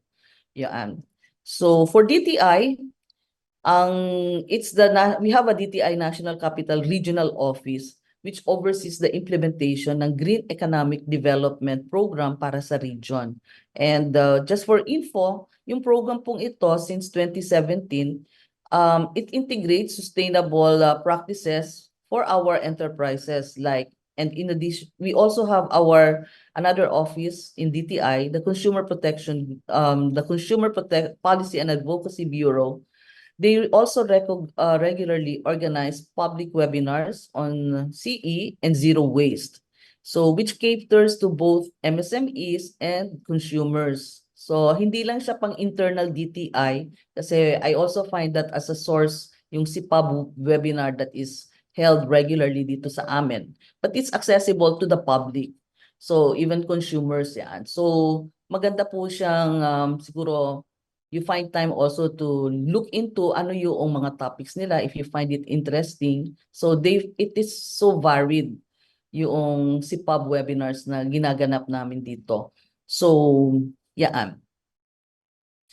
Yung sa ASEAN level, yung facilitation ng green transition of ASEAN MSMEs is also considered a strategic approach to enhance economic competitiveness. So pursuit of sustainable development has become a primary concern for our private sectors, the NGOs, and even the civil society organizations. So, given these initiatives and the results ng research, we have 3 points for consideration, either for future research or enhancing the analysis of this research material. So we would like to mention, first yung siguro yung sample size natin, kasi if we will use yung aming business name registration, although sabi nga namin business name registration, it's not licensed to operate kahit may business name registration ka. Ultimately, ang bottom line mo dapat meron kang business permit, di ba? That would na masasabi, ay oo, operational po ang aking negosyo.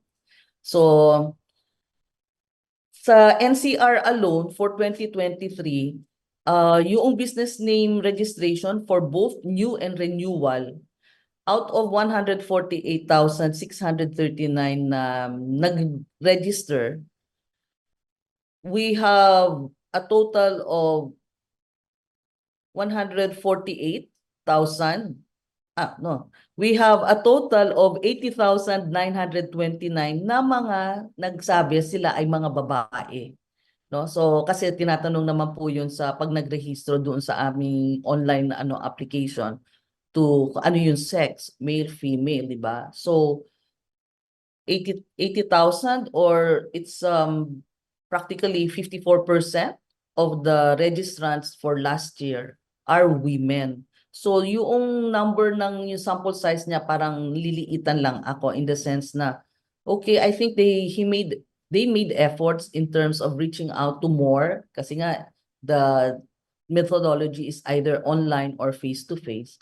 But it would be siguro we would need to enhance pa siguro yung sa sample size natin para medyo mas malaki-laki yung ano natin tsaka yung margin of error in terms of the analysis medyo liliit in terms of yung veracity ng ating findings. Yan. So nakita namin din yung interchangeable use ng terms ng CE principles. So kailangan we are firm in terms of, okay, this is the principle that we are using, regenerative, etc., para to ensure accurate assessment of awareness levels among MSMEs. So understanding the nuances, the differences between terms like greening, sustainable practices, environmentally friendly, sustainable production and consumption, eco-friendly, green and blue economy, among others, can guide the targeted interventions effectively. Pangalawa, siguro deeper analysis ng CE landscape among the women-led MSMEs sa konteksto na ng ASEAN countries could yield meaningful insights para ma-share yung challenges and good practices for overcoming barriers. For example, yung bang mga women-led MSMEs natin face similar experiences in other ASEAN member states? No? So what efforts are being made to address the issues that they encounter? And additionally, yung inclusion ng case studies or success stories ng ating women-led MSMEs could probably, who have adopted CE, they could already, that could be part of the nung study. Okay. So yung isa would be yung development ng targeted interventions. So overall, nakita naman natin that the study it contributes significantly sa literature ng CE adoption, specifically on women-led MSMEs. And this time, it's just for Metro Manila. And as we move forward, siguro, we see the role talaga ng mga kababaihan in supporting sustainable transition. So, yun lang. And maraming salamat po for PIDS for inviting us to be a discussant to this research study, and happy National Women's Month. Thank you. Thank you, Director Emma. So we'll hear more from you during the open forum. Okay. So now, moving on to provide their insights on the second study, we have Ms. Karen Joy Sargado, or Kench, as she is fondly called. Kench is a graduate of broadcasting of the College of Mass Communications at Western Visayas State University. As she immersed herself in the media landscape, she transitioned seamlessly into public service, beginning as a planning officer 2 in the Monitoring and Evaluation Division. Her dedication led her to become a Gender and Development Specialist 2 under the Sectoral Coordination Division of the Philippine Commission on Women under the Office of the President. Notably, she played a pivotal role in establishing the MOU between the Philippine Commission on Women and the Climate Change Commission, championing gender mainstreaming in the environment sector. Currently, Kench serves as the Tourism Integrate Supports and Minds Women's Rights and Child Safety Desk Officer and Tourism Operations Officer at the Department of Tourism, Western Visayas. In this dual role, she continues to champion community development, ensuring that tourism contributes positively to the well-being and safety of women and children. Kench, you may take the virtual floor.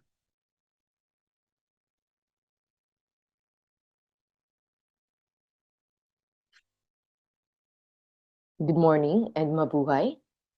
On behalf of the Department of Tourism Western Visayas, I would like first to commend and appreciate the efforts of the authors of this case study, Gendering the Informal Tourism Sector Towards Inclusive and Sustainable Growth, the case study of Boracay Island. Thank you for choosing Boracay Island, as this is relevant and significant to the influx of informal workers in the island. And so with that, we would like to highlight the strategic key areas of the case study. Starting off with the methodology of the study, which has been efficient enough for data gathering, especially in mapping the roles of women as informal tourism workers.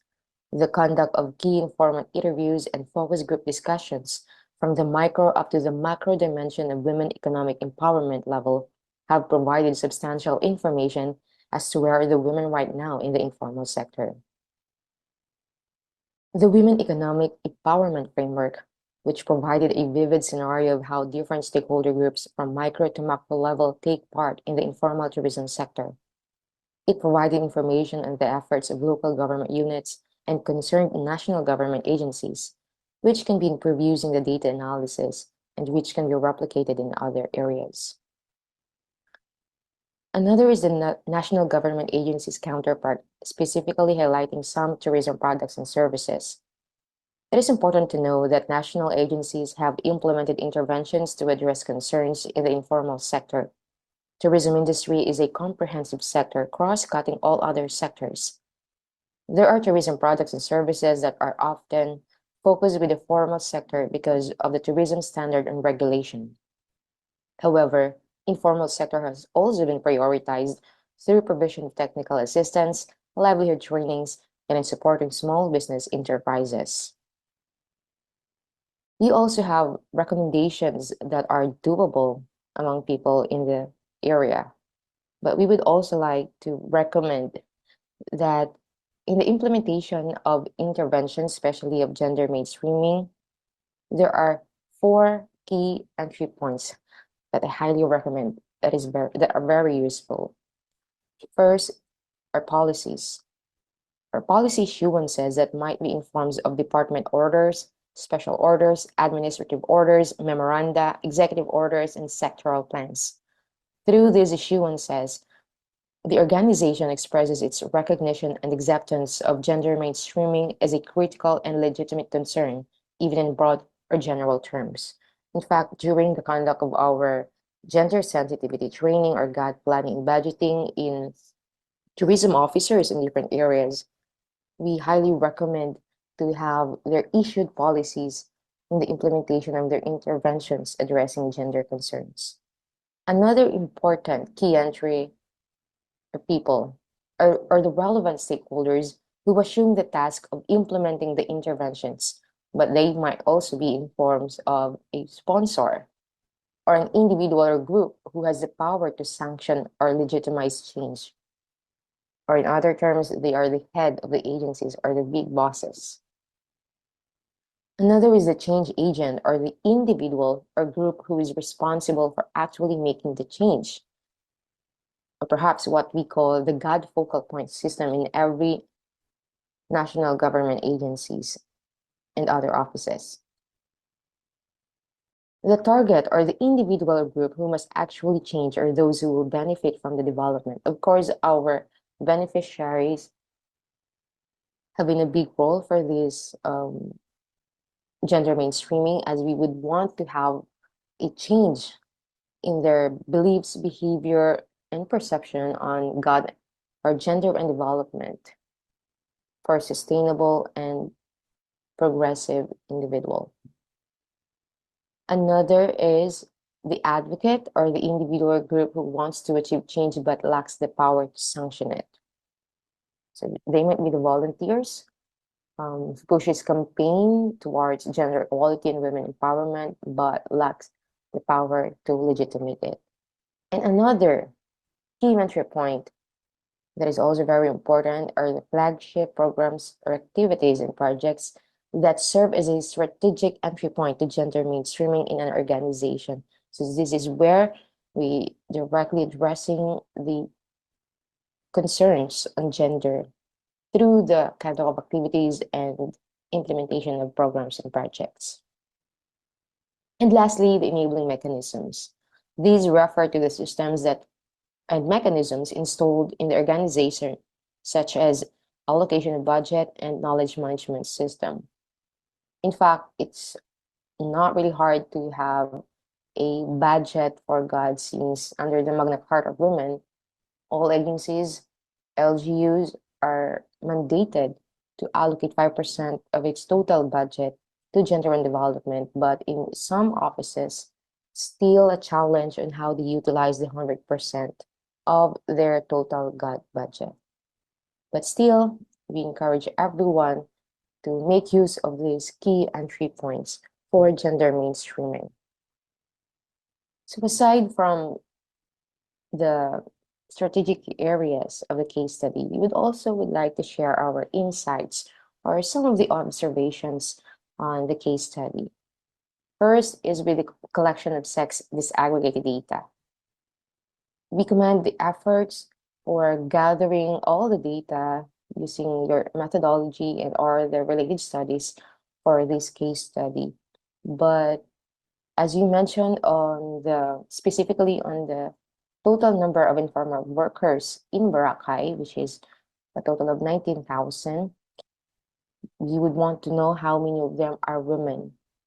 So the collection of sex disaggregated data is usually lacking in all other agencies.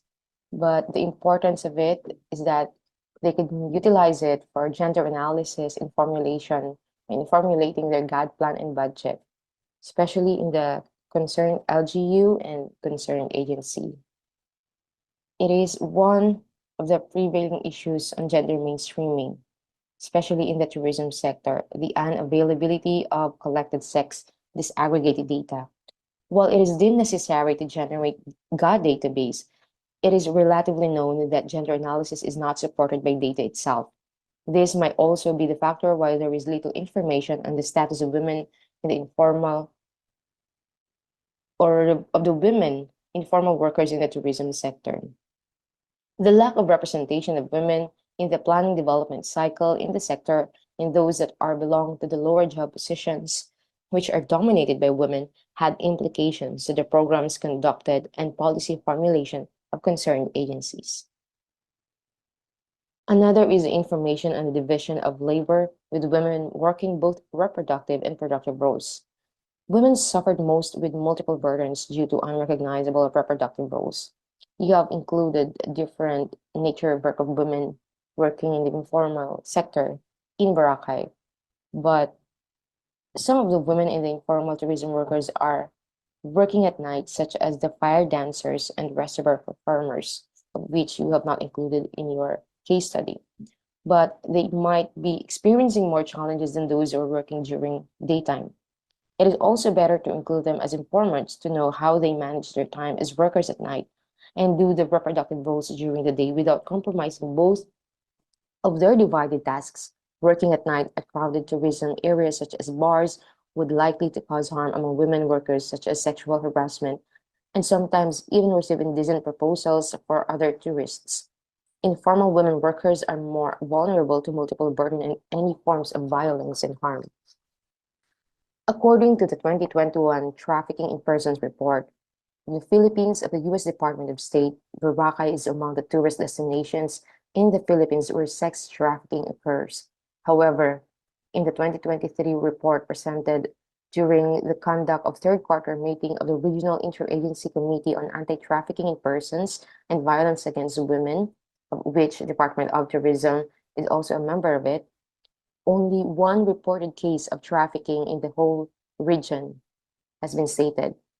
But if you ask the locals in Boracay, they are aware that there are trafficking happening in the island. It is good to know how come there is only few have been reported despite the rampant cases in the area. But women and the informal workers who are working at night might be at risk to this kind of situation. It is relevant to know how the local government units ensure the safety of not only tourists, but as well as those women working in the area. It is also important to instigate the implementation of the right to decent work under Section 25 of the Magna Carta of Women, stating that the states shall progressively realize and ensure decent work standards for women that involve the creation of jobs of acceptable quality and conditions of freedom, equity, security, and human dignity. The Department of Labor and Employment is mandated to make available occupational safety and health-related programs and services to women workers both in the formal and informal sectors, while DOT continues to promote the advocacy in promoting women and children as well as to provide economic opportunities through the Tourism Works Program, which you have mentioned in your case study, or also known as the Tourism Integrates Supports and Minds, Women's Rights and Child Safety Program, and of course with other tourism products and services. Also, you have mentioned in your recommendation the conduct of gender sensitivity training. Well, in fact, the Department of Tourism Region 6 already been conducting this kind of training, but we first targeted the tourism officers who are our local counterpart in the different provinces and areas, cities and municipalities all over the region. So then they could cascade their learnings on gender sensitivity to their local areas, especially with the other tourism stakeholders, as we are also a bit in a challenge of a budget constraint. That's why we can only target few groups of trainees per year. But with the help of our local counterparts, the tourism officers, they could also make use of their GAD budget in the conduct of this kind of activity. So it will help us through cascading the conduct of gender sensitivity and making our tourism stakeholders be gender sensitive and responsive. And also the availability of the tourist police desks in tourism-related areas, such as Boracay, and there are also trained tourist police officers. Back in 2019, the Department of Tourism and the Philippine National Police signed a memorandum of understanding that strengthened the partnership to ensure safety and security of both local and foreign tourists through the TOPCOP, or the Tourist-Oriented Police for Community Order and Protection Program. It involves various trainings for police officers, such as tourism awareness seminar, women's rights and child safety, values formation and effective customer service, cultural sensitivity seminar, language courses, risk reduction and crisis management, and other tourism-related security trainings, which will enhance the skills of police officers on the proper ways of handling our tourists. And we also do hope that all the tourist police desks, stations in all tourism-related areas, especially in Boracay, are all functional. So this would be all of the insights and somehow the recommendations of the Department of Tourism Western Visayas for this case study. That would be all. Madam Ugid na salamat.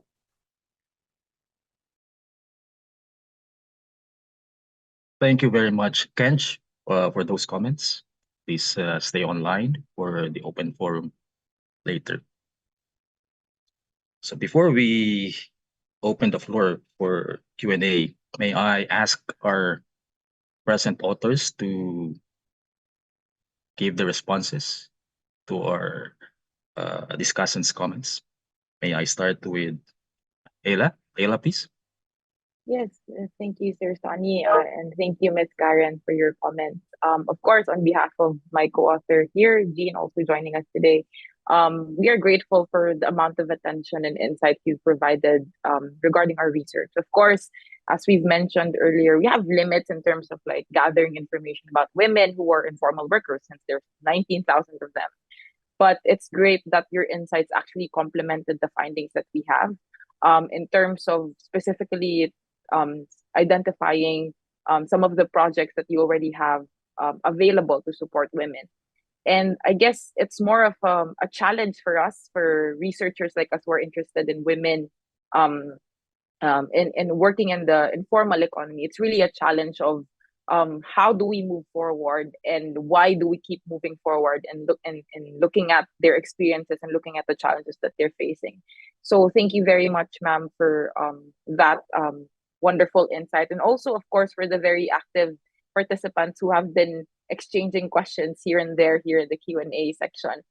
We are very happy to know that you're interested in the work that we do, and that a lot of people are actually, I think this is where the beauty of such conversations come into the picture, when we start throwing something in the quiet waters, and then it creates this ripple of conversations and interests from people. I think this is what actually makes us fulfilled with what we do.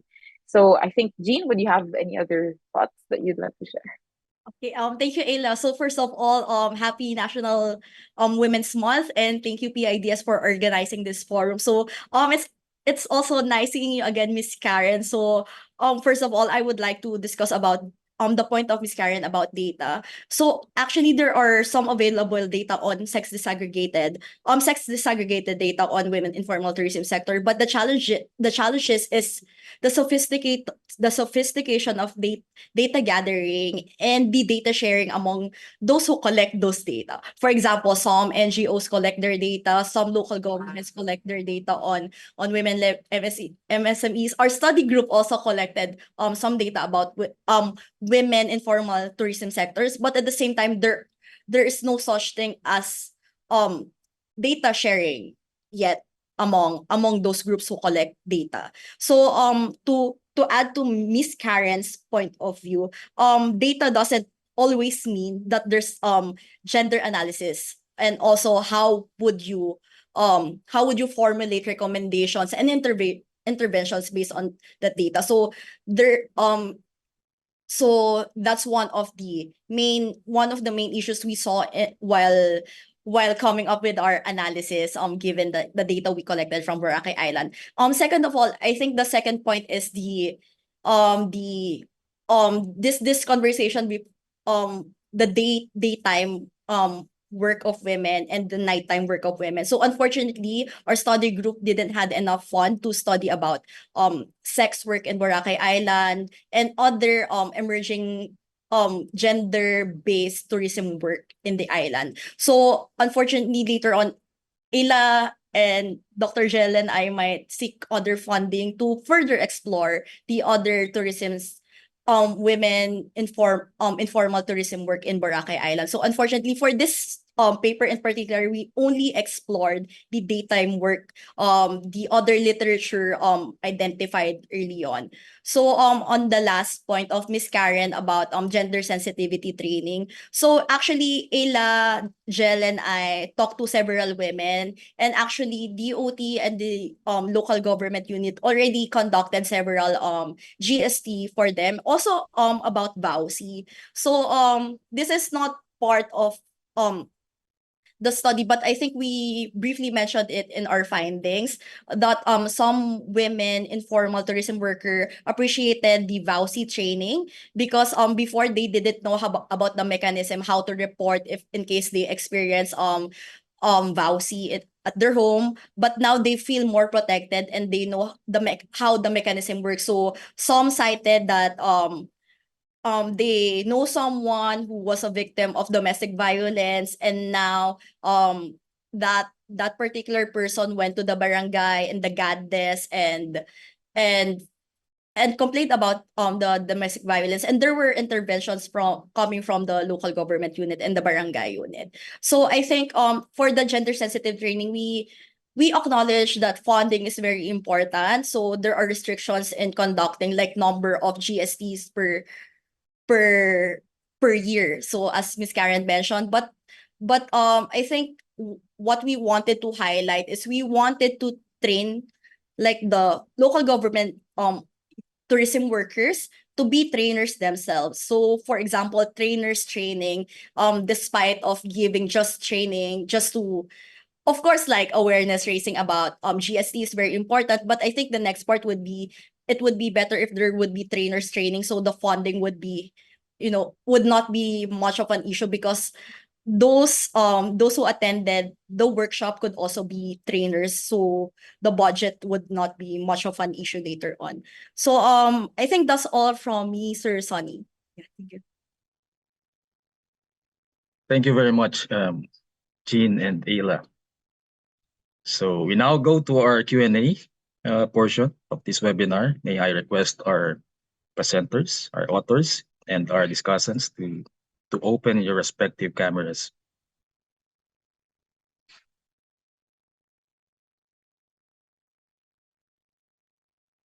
Okay, so we don't have JOVITO or Tong with us this morning, but I think Director Emma can actually address some of your questions related to CE and possibly the relevance of CE grounding among our MSMEs.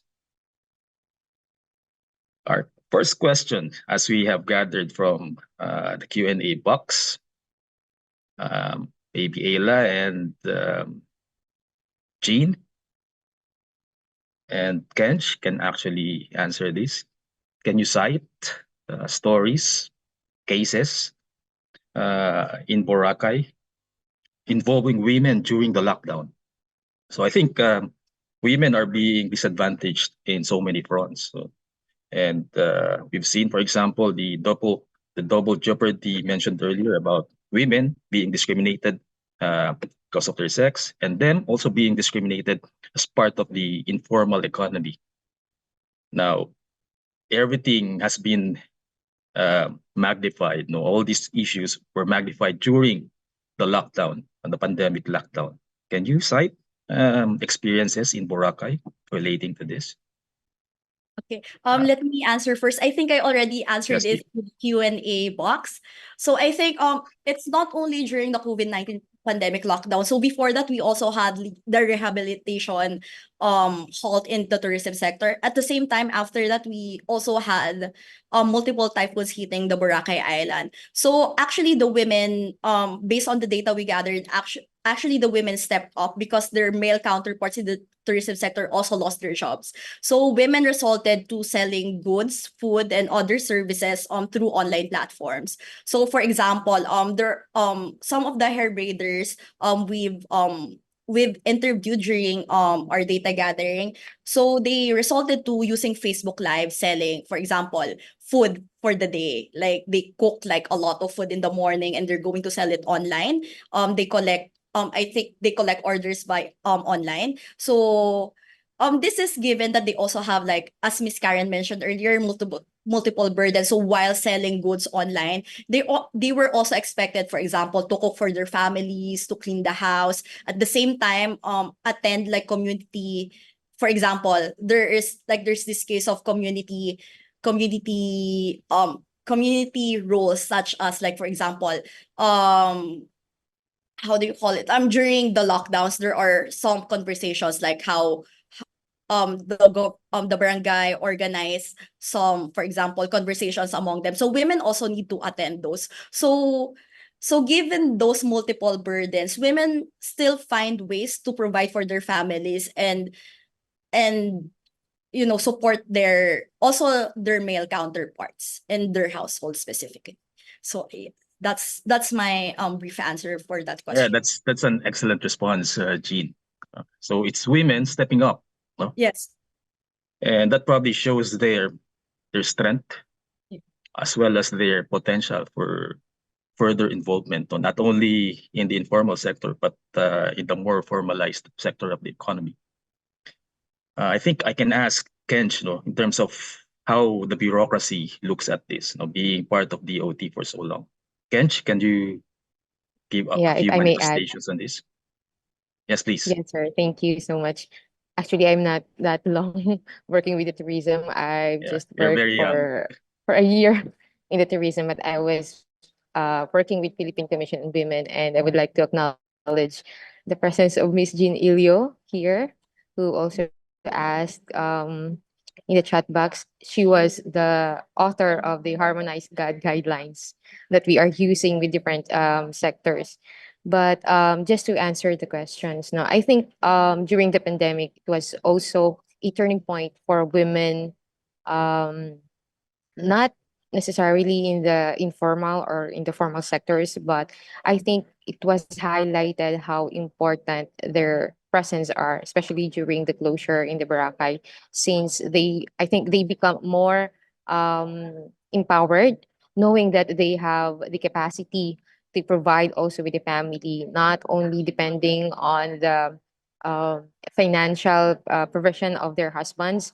Especially that's another issue because there are battered housewives are victims of domestic violence, and oftentimes they ignore the case to push through because of their dependency on the financial or economic status with their husband. But with the opportunities provided with them during the lockdown, that they also pushed through with other ways on how to generate income with their own ways, and not neglecting also their reproductive roles at the same time.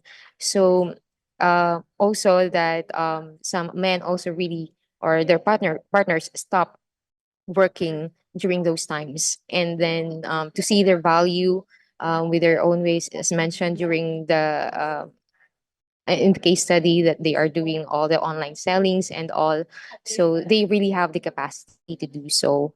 And I think with proper training or skills training provided with them also, for example, livelihood trainings in addition provided by the national government agencies, at the same time with the DOT that we have provided with them, especially in the weaving area, as also weaving industry in Western Visayas, also one of the important industry here. So we also have the hilot, and also other skills training provided for the informal workers in Boracay also. So they are also the beneficiaries of our tourism products and services. So I guess it helped them a lot also to independently provide financially for their family and for themselves. So it's another way of boosting their confidence too.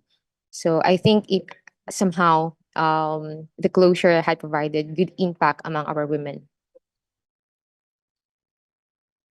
Excellent, Kench. So, as you mentioned, a turning point, no, in terms of how we looked at women empowerment, given so much burden that they have, in terms of their roles within their families, as well as economic related roles when you go outside. Ayla, would you like to contribute? Yes, sir. I think in talking about some of the case studies, actually one of the greatest things that we did for this research is that, like having a heart-to-heart talk with these women, that you just pass through like hair braiding, masseuse, but then when you actually ask them about their personal stories, you would know that for most of these people, for example, the massage therapist, when I asked her what was motivating her to do what she does, and she's saying because she felt like she was able to help other people through her hands and healing, and not just with the tourists but also with the people around. So I guess as already mentioned by Jean and Miss Karen a while ago, no, yes, we do acknowledge that women working for the tourism informal sector, and I guess in all other sectors, women take on both reproductive, productive, and even communal jobs. And while these are all heavy tasks, I think it's right for us to acknowledge at this point that these things are actually very essential in the development and the progress of a lot of organizations, a lot of sectors, not just tourism. And in talking about just to dip back a bit on the question of or their cases in during the COVID-19 pandemic, I think as you've already mentioned, women have been like pillars of the continuity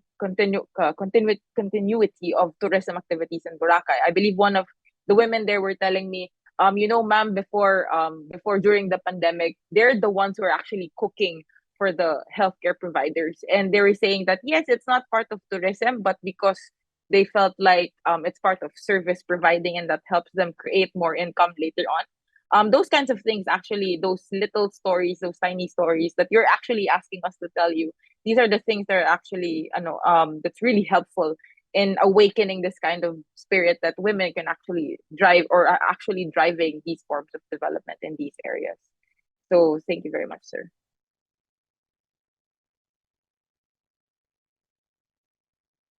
Thanks, Ayla.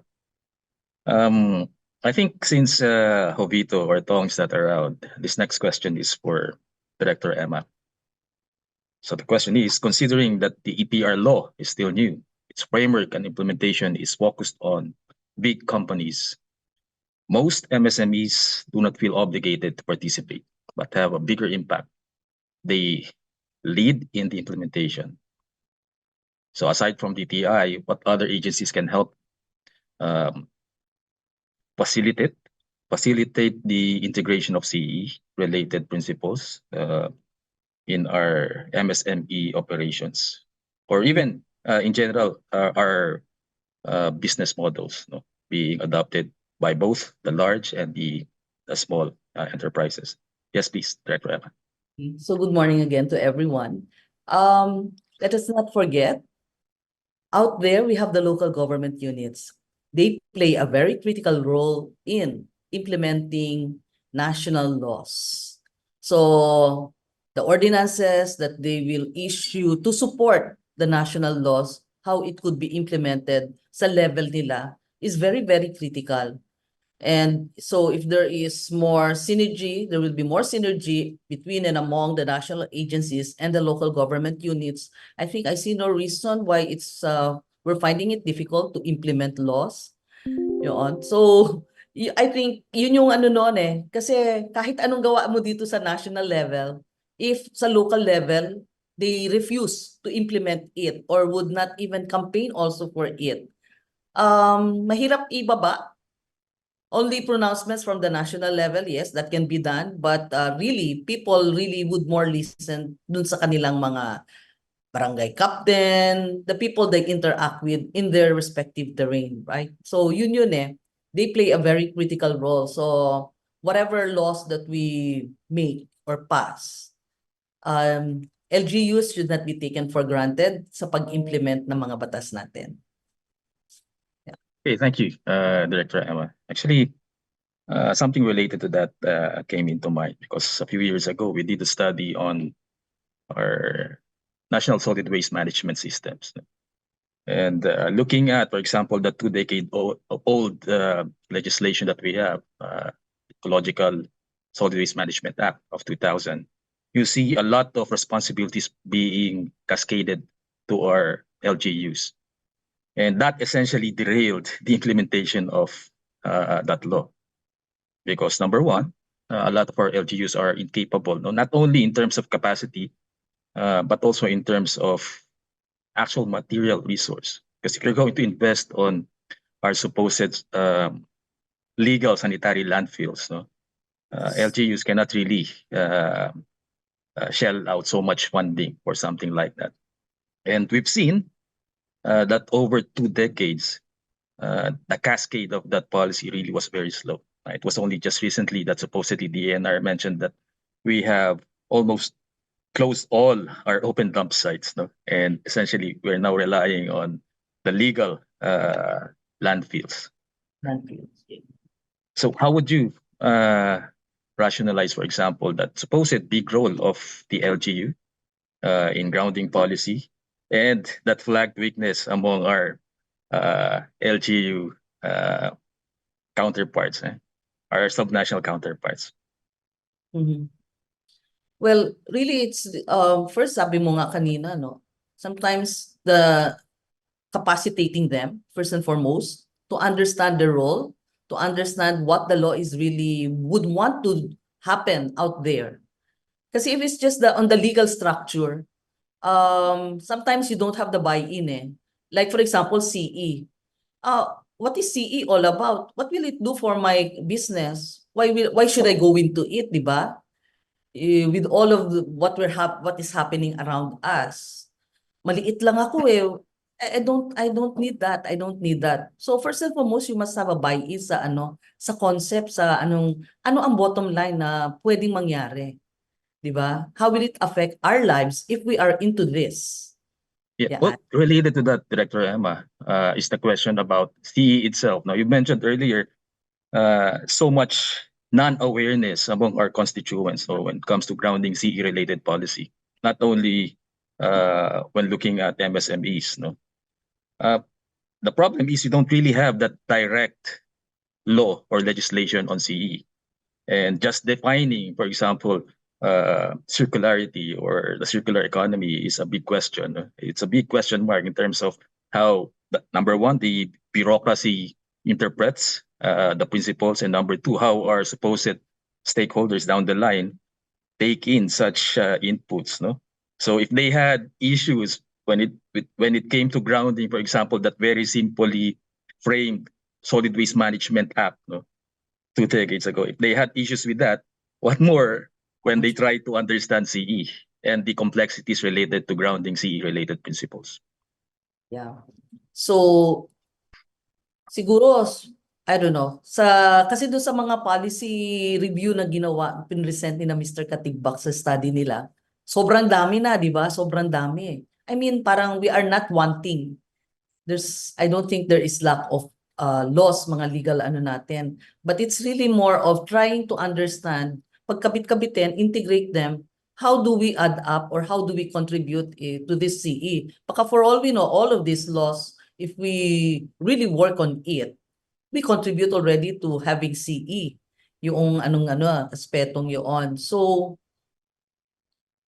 so that may be sufficient, us integrating all those inputs from different legislations, functional policy. It's just a step. It's just a step. Reviewing your currently yung literature mo, yung mga policies mo. Sometimes madaming policies baka hindi na din relevant, needs changes. It's distilling everything, right? Oo. I think So, it's the big task now for Congress. madami nag-interplay dyan eh. So it's not just because the law is there and then you implement that will give the desired outcome, di ba? Yeah, but you're right. importantly are the people. Yun. Yeah, supposedly with the oversight, no, or the responsibilities to implement at the national, subnational levels. You're right. So a lot of questions, and probably all these really have to be answered by Congress, because right now they are trying to come up with legislation on circular economy, and they've been trying to get so many inputs coming from all sectors, no, just to frame CE and ground it at the national, subnational levels. So EPR was actually seen as that very big step towards us integrating CE-related principles. But EPR itself is quite new and quite still a big question mark, no, in terms of how we are supposedly grounding the same. No? So yeah, still right now, I think we are in the right track. We are trying to augment policy, and we're trying to give more responsibilities, not only to our bureaucratic counterparts, but also to our extra government partners, no, including the private and our civil society organizations. Thank you again. I'd like to just give my comment in terms of having this kind of conversation with you with this format. Having more researches, I believe that policy formulation should really be empirically based. So this kind of researches, whether you want to expound it further, I hope it could be used for policy formulation, designing programs. Yeah. This is the beauty of this kind of this conversation. I got to know about, okay, ganyan pala yaan, di ba? You're right. And you mentioned earlier that more than 50% of registered MSMEs are actually owned by women. Just for Metro Manila, as far as business name registration is concerned. And that may be a representation of subnational data as well, although we still yet to see the actual numbers. But I think earlier it was also manifest that we need disaggregated data, no, related to gender. So that's a big entry point for bureaucratic action. And I think in the end, it's going to yield positive outcomes, no, in terms of better policy, better budgeting, better planning of our programs, projects, and activities, as also manifested by our resource speakers. Okay, so I move on to our next question. This is a general question about protective mechanisms in place for women, no? And both probably a question for those engaged in the informal economy as well as the formal economy, are leaders within the MSME subsector. So who would like to answer first? Kenj, probably from our DOT. You mentioned police desks earlier, though, as part of our protective mechanism. Can you think of other related answers in terms of protecting our women? Yeah. You're Sorry for muted. that. Yes, there you go. Aside from the top cop that we have been training tourist police desk, but we need to ensure also that after the training, as long as they are assigned to the tourism police desks, we need to ensure that they are all functional. No? And not only because they are just there to wait for the reported cases in their area of assignment, but also just in case of emergency, in the tourist establishment or tourism related establishments alone, there are already enabling mechanisms that whenever there are cases of any forms of violence or sexual harassment, then there's this contact emergency for the victims or for concerned individual.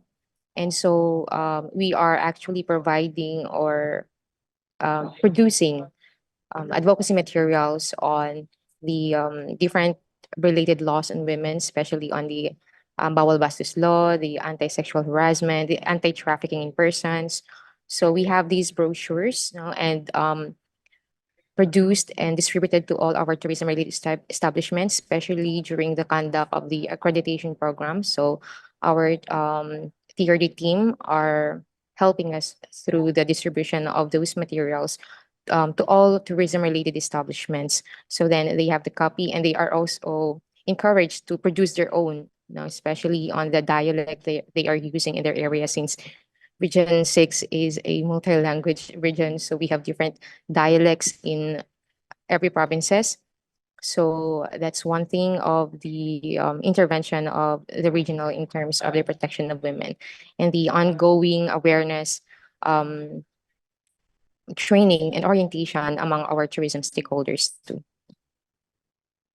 Thank you, Kench. Jean, do you have anything in mind as to how to augment protection and security among our women? Generally, we have like the Magna Carta for women. So I just want to echo the answer of Director ASUSANO. So it's not only like once the policy is already there, there's the role of LGU and the barangay level be reinforced, like for example, through the GAD desk on the barangay units to reinforce those laws coming from the national government. So I think so far the data gathering of EYLLA and I conducted during our stay in Boracay, I think the women in Boracay, generally the ones who we interviewed, really like appreciate the GAD desk in the barangay sector. Not really specifically regarding tourism, but particularly on the VAUSI, the anti-VAUSI part. So I think that's all for me, Sir Sonny. Thank you. EYLLA, please. Yes, sir. I think in terms of I guess going beyond, I guess we Miss Karen and Miss Jean already talked about those protective measures. But I guess I just want to like stir the pot a bit in terms of what we found in our research as well. Yes, of course, we do appreciate that we have protective and security measures for women. But as I would like to emphasize, like since a lot of us are here from the government, I think one of the things that our research highlights is that more policies that go beyond protecting and securing women needs to be in place. That means that yes, we do acknowledge that they are being sexually harassed, that there are these issues that are gender-based violence and issues such as that. But what was asked for beyond that is that would there be training programs that actually empower them economically, that would help them have the tools so that they can diversify their sources of income, so that they can educate themselves while they're at home. I think a related question here that I'd like to also point out, because one of the anonymous attendees mentioned about how does that disadvantaged group of women who actually chose to take care of their families can go back to their work once they're able to. These kinds of things, I think we need to acknowledge as well, that beyond policies that protect and secure women physically, I think we also have to help them out psychologically, socially, and economically, so that they can actually participate in a more equal playing field with men. And yes, I guess that's it from my end. Excellent, EYLLA. I think Jean wants to add to her earlier manifestation. Jean, please. Yeah, just to add, I just remember like one point of Miss during Miss Karen's discussion earlier regarding recommendations, specifically for those women who are working in the nightlife, for example, fire dancer, sex work and other stuff. So I think for those women, I think there are a lot of mistrust in the government. For example, reporting the harassment because they're already working on that kind of sector. So what mechanism can they utilize once they are harassed, victimized by their clientele? So I think beyond the already existing, like for example, GADDES in the barangay. So we need to really place someone in someone who could reinforce the protection programs that those women could trust and could freely take on, because of some of the cases of trafficking, some of the cases of harassment are not really reported due of mistrust, and then there's also this stigma that comes with it. So I think to add to Ayla's points and Miss Karen's point earlier,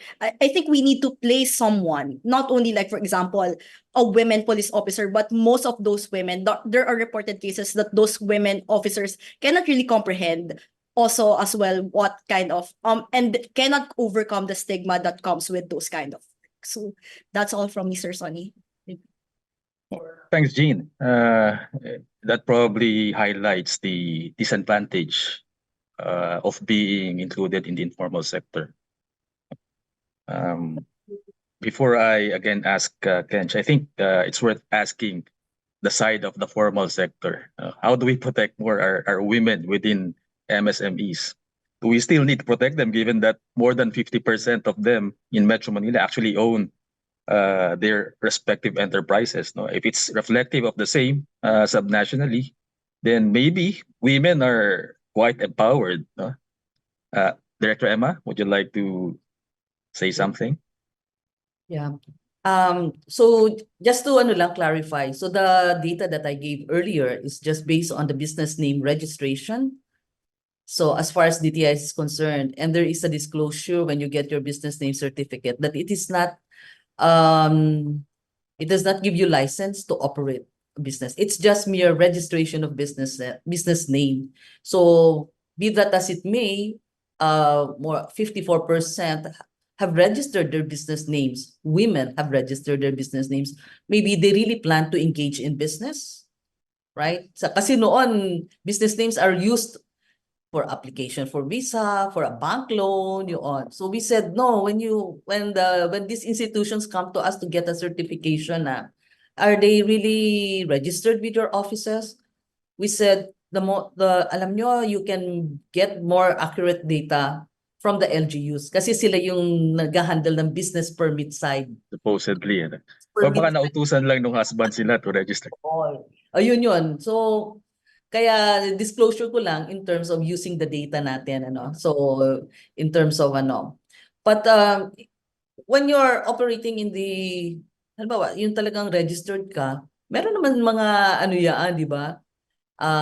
Ngayon nga hindi na lang women if you'll find di ba, gender na talaga.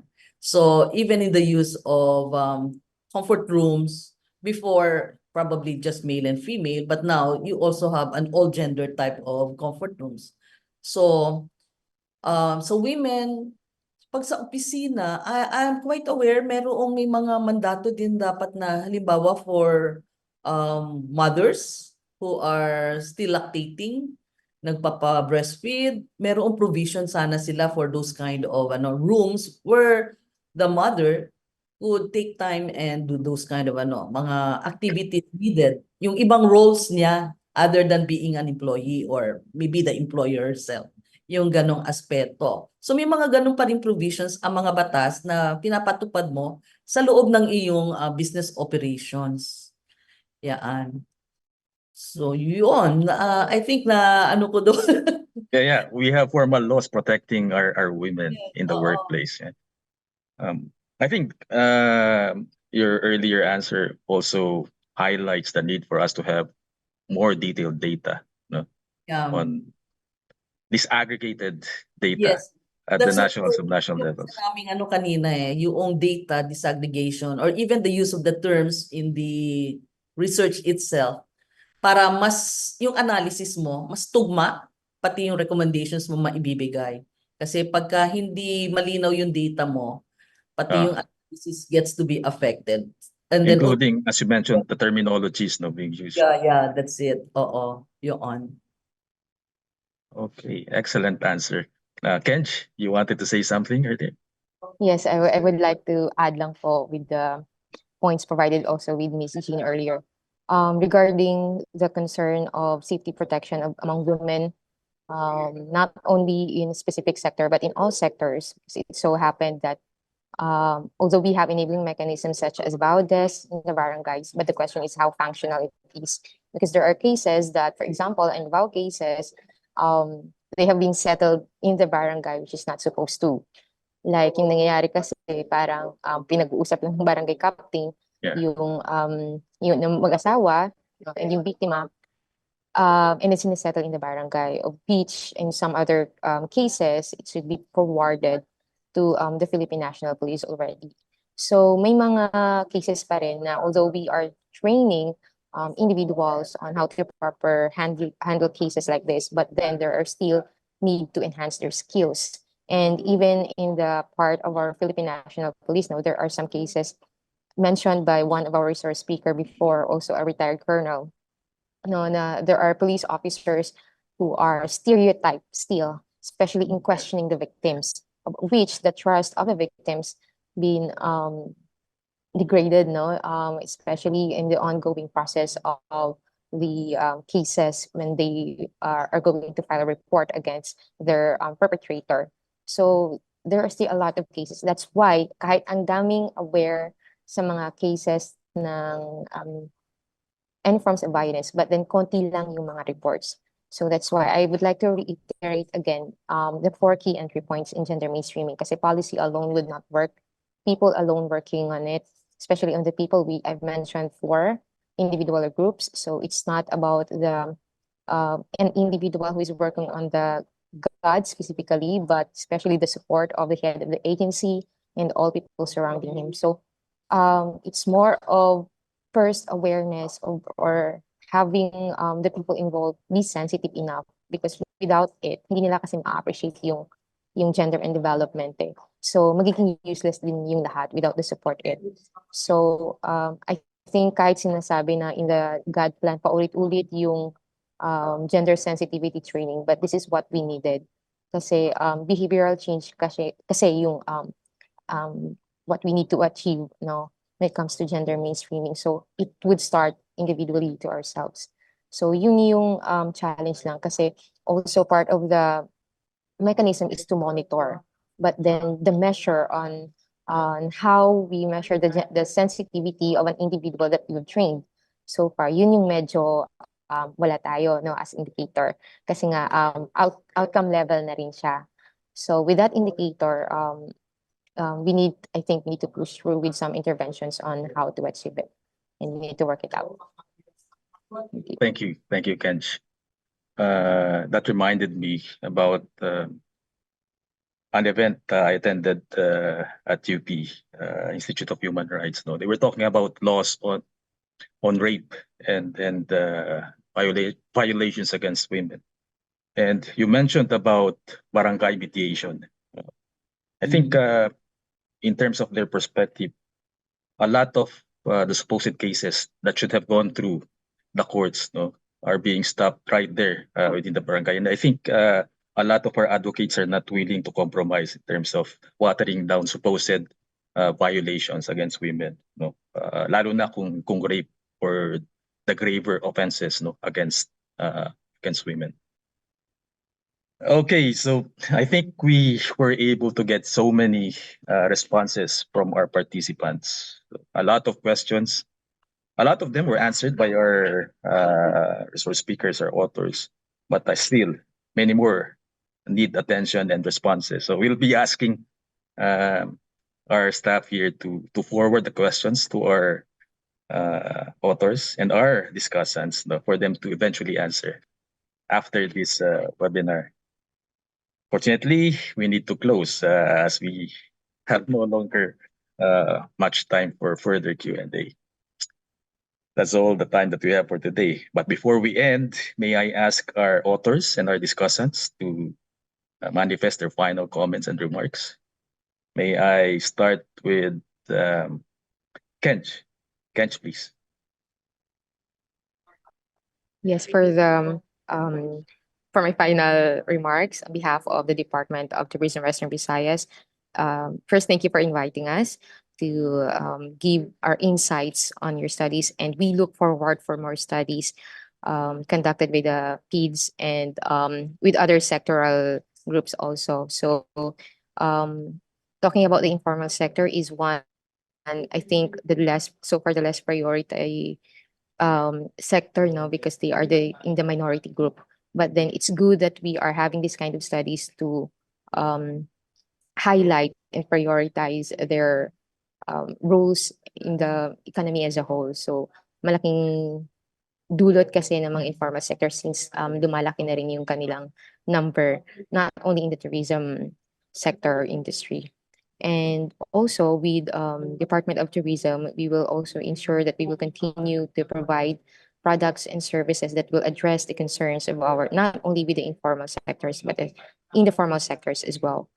So with the help of our other partner NGAs and also volunteers or groups, I think we would able to push through all the interventions addressing all those concerns. And so with that, Madam, give me salamat and mabuhay. Thanks, Kench. Jean, can I have your final manifestations or remarks? Yeah, sure. I would just like to highlight one of the Boracay Islands LGU's work on including the informal sector in their tourism. So they actually encourage those informal tourism workers to organize and to have formal associations and cooperation so they could have collective bargaining in terms of their needs, what they want, and also their safety nets. But at the same time, these efforts are very political, so it comes with the leaders then. So we need to ensure that the continuity of these efforts, like we acknowledge the importance and the good results that these efforts are doing, but at the same time, we also want to lobby for its continuity and not politicizing it. So ayun lang from me, Sir Sonny. Thank you. Thank you, Jean. Ayla, your final remarks? Yes, sir. Thank you very much. Again, I'd like to thank the Philippine Institute for Development Studies for giving us a platform to actually explore this. I think a few things I'd like to say, but very briefly. First, I think it's great to acknowledge the fact that women of the 21st century are more advanced in so many ways compared to the ones of our lolas, of our mothers. I mean, for example, us having the opportunity to talk here in this platform and to be able to share the experiences of other women is already an achievement in itself. But also, apart from recognizing that, I think it's also helpful for us to realize that there's still some long way to go. And in that process of going there, I think it's important for us to acknowledge that the issue of gender and development is not just a women's business. It takes the entire community, it takes men and women, regardless of the gender, to build a more gender-sensitive society that empowers individuals regardless of their gender. And I think that's how I would like to end it. Thank you very much. Thank you, Ayla. Finally, our esteemed discussant, Director Emma, please. So magandang umaga po muli sa ating lahat. Nagpapasalamat po kami sa PIDS for inviting us to play this role as a discussant, and to, to tweak, to see yung proposed na na-assign na research topic yung pinaano sa amin. It's really interesting as far as I'm concerned to be playing this part. Na you give your inputs and insights also in terms of how it could be further sana expanded yung ganung tipo. And yeah, sabi ko nga, I am a firm believer when you do policy formulation, of which our bureau is designed to be talaga for our MSMEs. Wish list, dream list ko yan na lagi sana may empirical basis when we do policies, when we do programs, when we, mga events, activities natin for our target clients. Whether they are women or in general or indigenous peoples, yung mga ganyan, di ba? So, yeah, I look forward to having more, to receiving siguro mga yung ibang researches ng PIDS. And I'm really interested, keen on sana meron kayong funding support para ma-expand pa ni na Mr. KATIGBAK at Miss Villaruel itong kanilang pinilot study. It would be really very, very interesting. Or is this really, to see whether is this the general trend dito sa atin, or baka naman in some regions, baka hindi naman ganun talaga na nil or almost nil yung awareness. No? And yeah, that would also be an input not just for DTI, for the ENR, for the LGUs, or even the private sector, private groups who might want to play a role in promoting CE. Ito na yung mga indicators mo to eh. Take it a positive way. May kawalan or may kakulangan, then take it from the positive point of view na, okay, so what do we do? Where do we start? Where can we collaborate? Where can we synergize para mas marami tayong magawa? No? Resources ng government or even that of the private organizations or the LGUs are limited. So we just need to optimize the use of our resources by collaborating, synergizing our actions. Yun. So magandang umaga po sa kanilang lahat. Excellent, Director M. Actually, that was asked by one of our participants. No? They wanted to know whether we have other related studies on women.